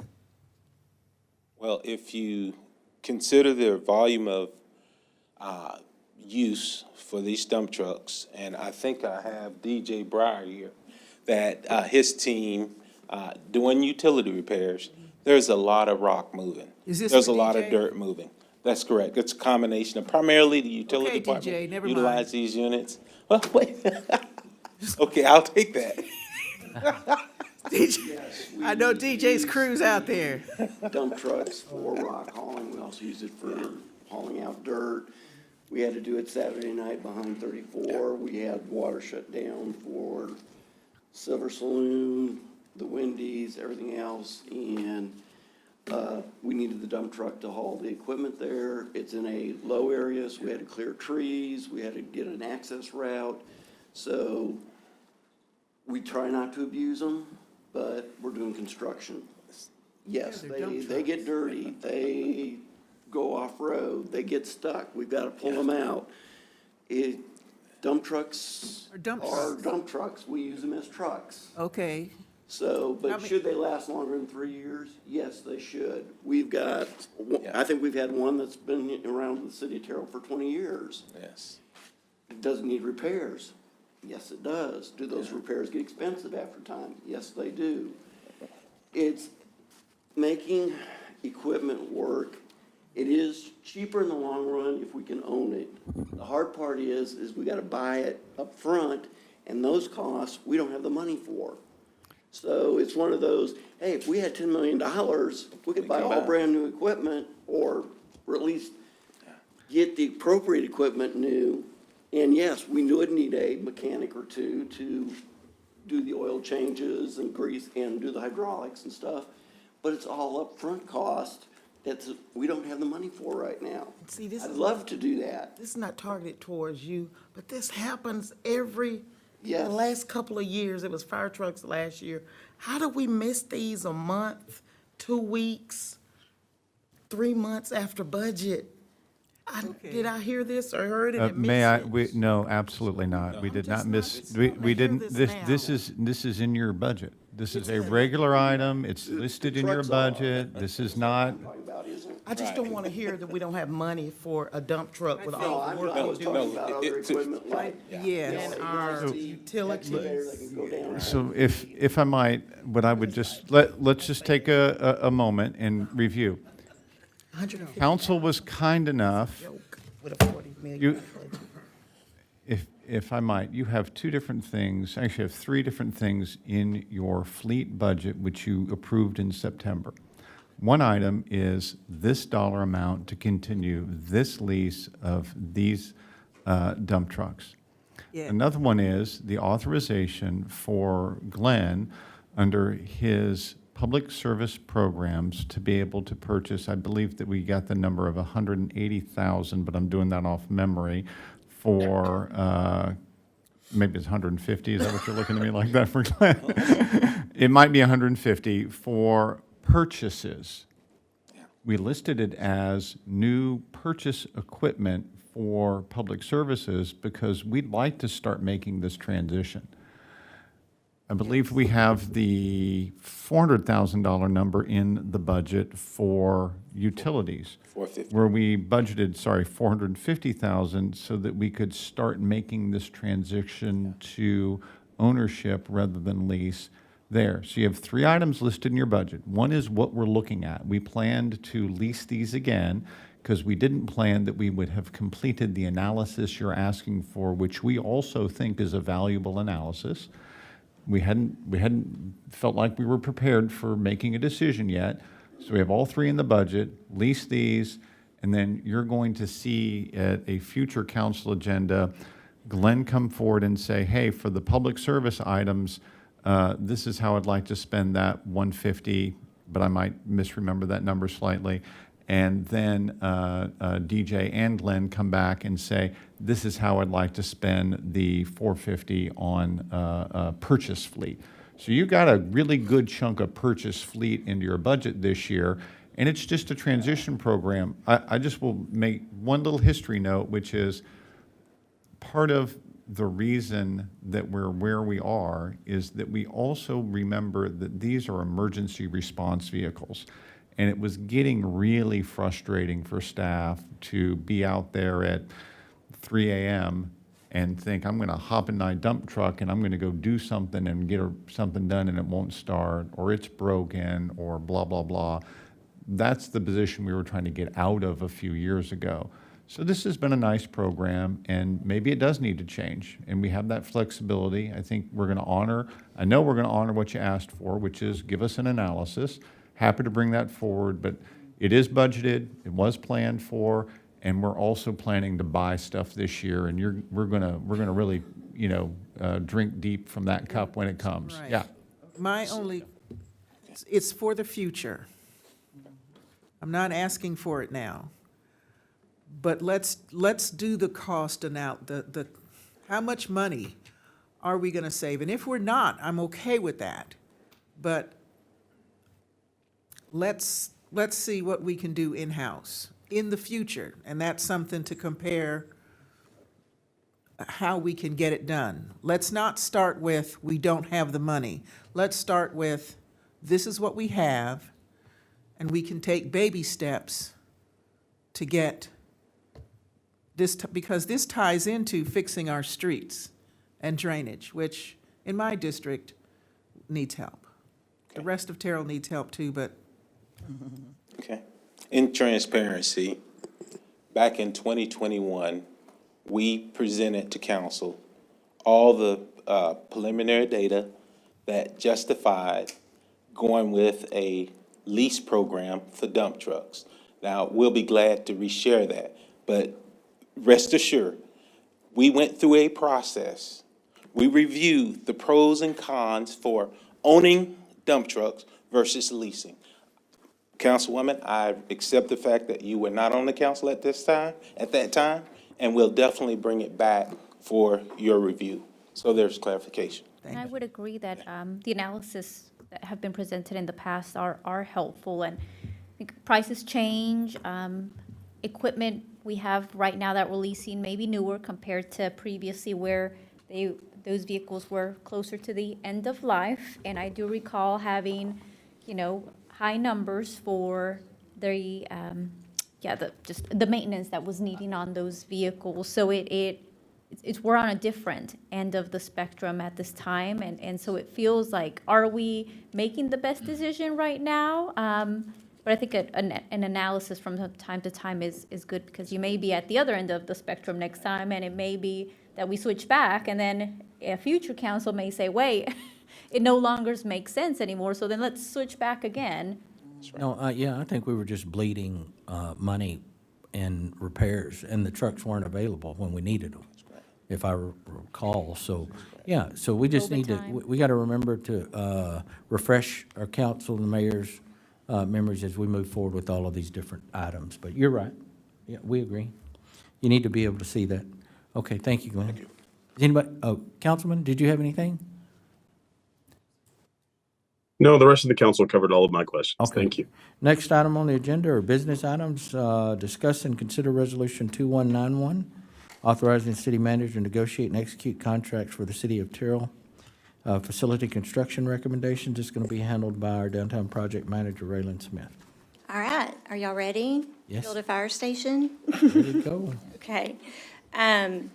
Slight change in what y'all have seen over the last city council meeting. So if you'll recall, during the last council meeting, I brought forward to you the bid documents for Fire Station 3 new build, Fire Station 2 safety upgrades, as well as the Pet Adoption Center. The one request that I'm making on behalf of the architect and construction team is a 30-day due diligence for the Pet Adoption Center. After reviewing the building and reviewing the amount that came in on the bids, even though it was the amount that we anticipated for the renovation, we would like the opportunity for over the next 30 days to put together an option of a new build and let y'all compare that number. When we're walking that with Core Construction and also with WRA, what we don't want to do is make recommendations on the building that we're trying to make work. If for less money, we could build a new facility and not have to worry about some of the rebuilds. Councilman Velasquez, you brought up the fact that, that building did receive some damage during the storm. And so a portion of that storm damage, if you'll remember, during the Pet Adoption Center, we had phased it in phases 1, 2, and 3. So a lot of that storm damage was actually done in what we were looking at as phase 2. So where we initially expected not to have to touch the offices or the ceiling, and we had no roof repairs that needed to be done. Well, thanks to the storm, the sheetrock has to be replaced now in the offices. There's some flooring issues. So all that we're asking is that, and the resolution has been updated to read that if y'all are comfortable with moving forward with stations 2 and 3, we're ready to go for those. The only thing that I'm asking is that you allow me to bring you back in November, just a more evaluated look at, is there another option for the pet adoption? We just want to be really comfortable in the recommendations that we're making for this building. It would not delay construction time, so we're not looking at, oh no, now we're going to have to start all back over and we've got 12 months worth of design. We're basically taking that wing that had the kennels and doing a build of that 8,000 square feet and adding some office space, so it's very little design. And we feel pretty confident that we could stay within that construction timeline, and possibly, if the recommendation came forward, it would be a cost savings. I think, Raylan, it's a reasonable request for you and council, of staff, to request an option of delay for your due diligence. Again, the numbers came in like we thought, but we may be able to build it for the same price and get exactly what we want versus trying to make this building work. And I think we're in a good position there with that building where it's located, the investments we've got in it to get our money back out of there, so we're good. Yeah. Is everybody else okay with that? We already paid to get those numbers of what the new build would be? Have we already paid whoever evaluates it? It's within our pre-construction cost. It's not costing us additional money to do this research. So they'll be able to put some cost estimates together for us. So we're not spending any money to get this information for you. So I did want to just point out that the resolution tonight, and what I'm asking for action on, does specifically just say Fire Station 2 safety upgrades and Fire Station 3. So we don't need to do a. No, I've already updated the resolution based on staff recommendation. So we will be considering Resolution 2191, just as you would like for us to consider it? Yeah. Okay. We'll have some feedback before the end of the year. Yes, so next month, we'll November. bring the Pet Adoption Center back to you and kind of go through everything that we looked at and some of the options and lay those out for you so that you can make Well, a decision. Because we just got one meet. I know, that's what I was gonna say. Yeah, I think this is gonna be like a 2-week project, you saying, or a week? We'll bring it back to you, well, if you I'm just gonna need one say time in that, November. yeah, let us just polish that a little Yeah. bit. If she should so happen to bring it back on December 5th instead of one of the meetings in November, because we canceled a November meeting, I don't think that's moving the needle. So we'll polish that, and we'll make sure it's either in November or the December 5th meeting. And whether we consider it as an action item or not, I think once you get to where you feel comfortable with, we can't meet 2 or more, but you can actually Right, yeah, let I each can one of the definitely show council y'all the members know. plans Yes. and, yeah, I'll be glad to That way share that with you. they know what's going on. Sure. Okay, Yeah, all we right. can do that. Thank you. Uh-huh. Anyone else? Okay, this is resolution number 2191. Yeah. Is there a motion? Hold on, let me get my paperwork ready. All right, go ahead. Mayor and council, I make a motion to approve Resolution 2191. Have a motion, is there a second? Second? We have a motion from Stephanie Holmes Thomas, Mayor Pro Tem District 5, a second from Donna Renee Anderson, District 2, to approve resolution number 2191 as presented. Is there any further discussion? Hearing none, all those in favor, let it be known by stating aye. Aye. Aye. Aye. Any opposed? Motion carried unanimous vote of those present. Our next item on the agenda is 7.2, discuss and consider resolution number 2192, a resolution of the City of Terrell, Texas, at the request of Wells Fargo Bank authorizing specified individuals to act on behalf of the City of Terrell, Terrell Police Department, and Terrell Fire Department related to a bequest from the estate of Marjorie Sparks, to the Terrell Police Department and Terrell Fire Department, and establishing an effective date. This is going to be handled by our Assistant City Manager, Mark Mills. Mayor and council, the Terrell Fire Department and Terrell Police Department were contacted by the executor of the estate of Marjorie Sparks. He informed them that Ms. Sparks had bequeathed them certificates of deposit to each department payable upon her death. The CDs are on deposit at Wells Fargo Bank. In order for the city to receive these funds, Wells Fargo requires a letter of corporate resolution authorizing specific individuals to act on behalf of the Terrell Fire Department and Terrell Police Department. This resolution will serve as the required letter of corporate resolution. The individuals named are the city manager, Mike Sims, myself, finance director, Shelley Wallace, and for the fire department, Chief LaCroix, and for the police department, interim chief Sansom. Ms. Sparks was married to Rayford Sparky Sparks at the time of his death. Mr. Sparks was a member of the Terrell Fire Department from 1942 until his retirement in 1982. At the time of his retirement, Mr. Sparks served as the fire marshal and was at the time the highest-ranking city employee in the department. The executor of the estate, who is Mrs. Sparks' brother, wanted to thank those members of the departments who faithfully looked after his sister after the passing of Mr. Sparks. With the passage of this resolution this evening, I can work with Wells Fargo Bank and we can secure those CDs. Available for any questions you all have. Pretty simple. I think that's good. Sparky, what was wasn't it Sparky? Yeah, that's what I thought. And that's great that he did that. Anybody have any questions on Resolution 2192? I don't have any questions, but I would like to just extend a thanks to the Sparks family for this, and just real admiration for that family, and doing this for the city, and just wanted to say thank you. All right, duly noted. Okay. Resolution number 2192. Is there a motion? Motion to approve Resolution 2192. There's a motion. Is there a second? Second. We have a motion from Mayor Ronnie Velazquez, District 3, a second from Stephanie Holmes Thomas, Mayor Pro Tem District 4, to approve Resolution number 2192. As presented, any further discussion? I too want to extend our deepest gratitude and thanks to the Sparks family for doing this. Is there any further discussions? Hearing none, all those in favor, let it be known by stating aye. Aye. Aye. Any opposed? Motion carries unanimous vote of those present. Next item on the agenda is 7.3, discuss and consider Kings Creek TPWD engineering contract. This is going to be handled by Glenn Caldwell. Mr. Mayor, Council, this is a long time coming. We've worked extensively on creating an opportunity there at Kings Creek. By resolution, July of 2023, council approved us to apply for a grant for that particular park. That park is approximately 31 acres, known as a neighborhood park.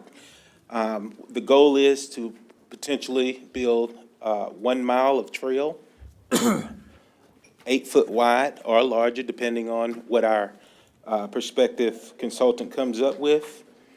We did go to the park board with this particular item. It was a unanimous vote, which occurred on October the 10th, to approve the consultant for this particular project. Our goal for this particular project is to have it completed maybe 2026, early 2027 is the goal. We anticipate the grant contract will go through 2027, so we've got plenty of time to work on this project. In your packet, you should have some score sheets of our RFQ that went out. We had 4 firms that responded: Hewitt-Zollars, Simon Engineering, Schomburg Polk, Friesen Nichols. We had one particular consultant that was non-responsive. Hewitt-Zollars' score was 278, Schomburg was 264, and Friesen Nichols was 267. We do have Hewitt-Zollars' consultant here in the audience tonight. We've got Chris here, Chris Scott, and I've known him for a period of time, and we feel confident that he would be great. His team would do an awesome job for us. In your packet, you do have a proposal. If we can flip over to page 171, maybe? I don't know about your packet. No, it's gonna be Your budget numbers your on page summary of 219. proposal. Yeah. I don't know the 219. number. There it is, okay. So in that packet, as you can see, they did put together that proposal. You're looking at approximately $194,430. And in the very back, you also have a Exhibit 2, which identifies their fees, their hourly rates. And I'll open up for any questions. Does anybody have any questions for Glenn on this item? No questions. Glenn, I agree, it is overdue for Kings Creek Park. The community has been asking for it. And although we have until 2026, 2027 to complete the project, sounds like the timeline, my request would be that without compromising quality and community engagement in the project, that we do our best to speed up the timeline. That would be my request. Thank you. Anyone else? All right, is there a motion on, we would need to move that we move forward with the Kings Creek TPWD engineering contract in the amount of 194. It was on page 219. What page is that? Yeah, you gotta go back to 219. I got it. 430. 194, 430. All right, is there a motion? Motion to approve the award of Kings Creek TPWD engineering contract to Hewitt Solars in the amount not to exceed $194,430. Is there a second? Second. We have a motion from Second. Mayor Ronnie Velazquez, District 3, a second from Stephanie Holmes Thomas, Mayor Pro Tem District 4, to move forward with the Kings Creek TPWD engineering contract, the amount of $194,430 with Hewitt Solars. Is there any further discussion? Hearing none, all those in favor, let it be known by stating aye. Aye. Aye. Aye. Any opposed? Motion carries unanimous vote of those present. Our next item on the agenda is 7.4, discuss and consider resolution number 2195, authorizing the City of Terrell, the Texas Water Development Board Clean Water State Revolving Fund application filing and authorized representative. This is going to be by DJ Bauer. Mayor, before DJ presents, I have to say that if this doesn't get a smile and a hug for DJ, then I don't know what else we could ever do, because DJ has been hard at work on this for what I want to say, DJ, maybe six months or so, something along those lines. And Yes. I thought it was such good news that we might get it. I just didn't want to let the cat out of the bag, but man, we are really happy that we got to this point. So I'll hand it over to you, DJ. All right, good evening, council. This is a Clean Water State Revolving Fund application for collection system improvements, projects in the disadvantaged areas of the city of Terrell.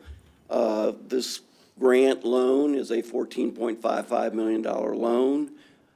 10 million of it's grant, 4.5 million of it is loan. The desired outcome, of course, is you've already seen this resolution earlier with the lead water lines. This is a similar resolutions required for all Texas Water Department Board loans and grants. Going to the good news part of it, you've already talked about the drinking water lead replacement funding, 4.5 million, 51% grant, 49% of it's going to be a subsidized loan. This one is a new one. It's 10 million forgiveness or grant, 4.5 million subsidized loan. But there are two different areas. The lead line, if you look at the next page, is the entire city of Terrell. So no matter who has a lead line, it's going to get replaced from the water main to their face of structure, as long as it's a not commercial type of deal, but any residential, things like that. The next map has a map of the disadvantaged system. That blue tract that you see is the census tract that was identified by Texas Water Development Board in our application. So in a nutshell, it is the area south of 80, north of Highway 20, I-20 and Highway 57, and west of 34, to give you a location. And this is only for sewer projects and the associated repairs that go with that. So I can't replace an entire street. I can only repair the trench that I dug to install the sewer line. And then there's various options on construction, whether it's lining of manholes, replacing manholes. The options are, we're gonna try and take a look and get the most bang for the dollars that we have. And the projects that we're gonna identify are gonna be trying to do projects that will eliminate or minimize future operation and maintenance, and hopefully reduce the I&I and try and get the most bang for the dollars that we are gonna be spending. So I would like to ask your consideration to authorize this resolution to allow the city manager to act as the signature in approval, be the authorized representative for the city of Terrell for furnishing and providing information to the Texas Water Development Board as necessary. Go back just one bit, just I want to really highlight this. Think of it like this. You just went from $2 million a year in pay-as-you-go improvements in your water and wastewater system combined to $3 million. If you're talking about getting $10 million for free and a low-interest subsidized loan for the other $4.5 million, you're talking about, like, you know, in our old world, 7 years worth of projects. When you consider that we're often doing more water than we're doing sewer, you're talking about years that we would have to take to pay for this. So it is really, really a wonderful thing that DJ's got us qualified for this program. It's excellent. Very first question that I said was, well, hey, let's think about it like this. Can we make sure that if our field crews, because by the way, we really trust the input from our field crews, if our field crews would say, you know what, I bet you that's going to break in the next 5 years, can we go please fix it right now? And this finally gives us the chance to do it with this grant, and I think I'm just tremendously excited about it because this gets right at the heart of problems our citizens have with our sewer system. It wasn't built right a long time ago, and now it's way too old, and we don't have the money to fix it. This is a terrific opportunity to solve some problems. I agree with you. Godsend. I think For this sure. is wonderful, DJ. I think this is good. Now, you and your crew, you know where I'm going with this. Well, I don't want my crews doing all this stuff because they're gonna have enough water breaks and other things to do. So Right. most of this is gonna be done by So- contractors, but There we go. In the future, will you consider the pros and cons of contract labor yes. versus employees for the city? Please. I would feel better if I was giving the money to them versus someone else. Yeah, the hard part with grants, though, is that we've got to justify who we're spending it to, how we're documenting, and it's unfortunately easier. And Texas Water Development Board is used to seeing contracts with contractors, and cities are notorious for not being very good at contracting themselves. So I just want to make sure We will everybody's. do better. Yeah, I'm going to have Greg probably hit me and tell me that I'm talking too far off topic, but just to be clear, there are 4 internal analyses that we're trying to get done over the course of the year. One is, can we save money by analyzing, and it's all the same question, right? Contractor, consultant, different way of doing business, hire people in-house. There's 4 areas, and we've said this out loud before. It's attorney, it's utilities, utility field crew, it's public service field crew, and parks field crew. Those are the 4, and that's the order the analysis will go in.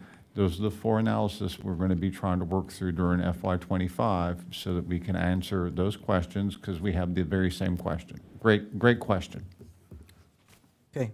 And to clarify, we have not received the money. This is simply an application. But we are Correct. going to be praying that we are selected and will receive the. We have been money for- selected or we have been invited, so now Right, we this are. is, when you're in a application by invitation, you got it. Yeah, all you have to do is not screw up. Right. Okay. We've, the cultivation and work on this that DJ's been doing is to make sure we got invited to apply.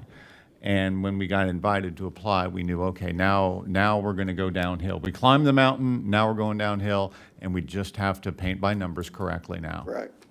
I'm hearing the value of this is about 18 million, and 4 million is a loan where we have to pay back. Now, the total is 14.55 million, 10 million grant, 4.5 million in loans. Gotcha. The other 5 million is for just lead replacement lines, and that's a standalone. And if we find out that we only have 10 lead lines, we may not spend all that. We'll have to give it back. But we'll have all the lead lines in Terrell replaced when we're done. And when I look at this little map, 34s, we're east, it's the east of it, so I'm trying to look at the Right. diagram. Then 80 is north of the area, and then 20. 20 and Highway 57 are the south. Right, and yeah, it's on the next map. Yeah, that's not a staff definition, that's a census tract defined by the U.S. Census Bureau, and that's the jigsaw puzzle pieces they use down there in Austin. Okay. That's good. Good work. Very good. Yeah. I just want to congratulate you, DJ, on a job well done here. This is so huge for the city, and I think it's going to be of such benefit to people to have this aging infrastructure replaced, and especially these very dangerous lead lines, and just doing so much for this disadvantaged part of the city. Thanks for your hard work on this. Job well done. Thank you. Yes, DJ, one more question. Did you mention a time frame? Like, when would we be notified after the application, and when could we actually, is it 2 years? Is it 3 years? The actual funding of it's probably 6 to 9 months. We've got 45 days now to kind of put our application together, identify projects, things like that, to document and provide the associated paperwork. We're gonna have to get a contract with our bonding counsel because we need bond counsel, we need finance counsel to be able to show that the city of Terrell can pay back the loan portion of it, things like that. So I am gonna need some assistance from other departments to get all the appropriate paperwork. The billing department's gotta give me all the costs on who's our 10 largest water users, who's our 10 largest wastewater users, things like that. There's a lot of paperwork that goes in there that I gotta get, and I'm looking for my support team to help us do that, and I'm using RJN Group to do a lot of the heavy lifting. So it sounds like maybe a year? Go to that first PowerPoint slide if you wouldn't mind, Dawn. So if I look here, anticipate that the council will have to vote to enter the subsidized loans sometime in the, let's call it May time period. And it might be a little early, probably be a little bit later. If the money gets borrowed in, let's say, May, money comes available in June, July, then you're really going to initiate the contract and all that sort of thing probably no more than, I want to say, 6 months after that, because it's just going to take that long to muck through the process and get some engineering done and all of that. So I would say measure your time period from after we do the loan, right? If they're a little delayed closing the loan, the whole thing's delayed, and that's going to be one of the most iffy parts of it. Once the loan's done, the project more becomes under our control, and it's easier for DJ to tell you it's exactly this period of time. For now, 24 months is a good estimate, but let's hold saying that exactly until we close the loan. Right, there's ways we could do it faster, but then we would have to front the money up front, and we don't want to do that. We want to use other people's money to pay for engineering and design and those other things, even though if we did do it up front, we might or might not get reimbursed depending on how good our paperwork is, and I don't want to take the chance of losing that, letting them pay for it. And I know you'll keep the line of communication open to the staff and council if you need more support or anything to make sure we seal the deal. Yep. Okay. Yeah, I'm very good at it. I'm very good at raising a ruckus, aren't I, Mike? Absolutely. Go ahead. Read the resolution, please. Mr. Mayor, members of the council, we bring to you resolution number 2195, a resolution of the City Council of the City of Terrell, Texas, requesting financial assistance from the Texas Water Development Board, authorizing the filing of an application for assistance and making certain findings in connection therewith. All right, is there a motion on resolution number 2195? I make the motion to approve resolution number 2195. Motion, is there a second? Second. We have a motion from Donna Renee Anderson, District 2, a second from Stephanie Holmes Thomas, Mayor Pro Tem District 4, to approve resolution 2195 as presented. Is there any further discussion? Hearing none, all those in favor, let it be known by stating aye. Aye. Aye. Any opposed? Motion carries unanimous vote of those present. Our next item on the agenda is our consent agenda. Council, these are to be considered together. Is there a motion on the consent agenda? I make a motion to approve the consent agenda. Is there a second? Second. I have a motion from Donna Renee Anderson, District 2, a second from Stephanie Holmes Thomas, Mayor Pro Tem District 4, to approve the consent agenda as presented. Is there any further discussion? Hearing none, all those in favor, let it be known by stating aye. Aye.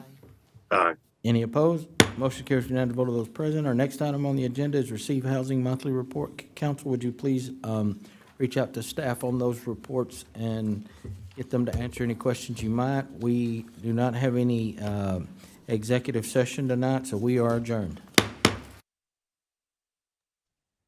Thanks, everyone.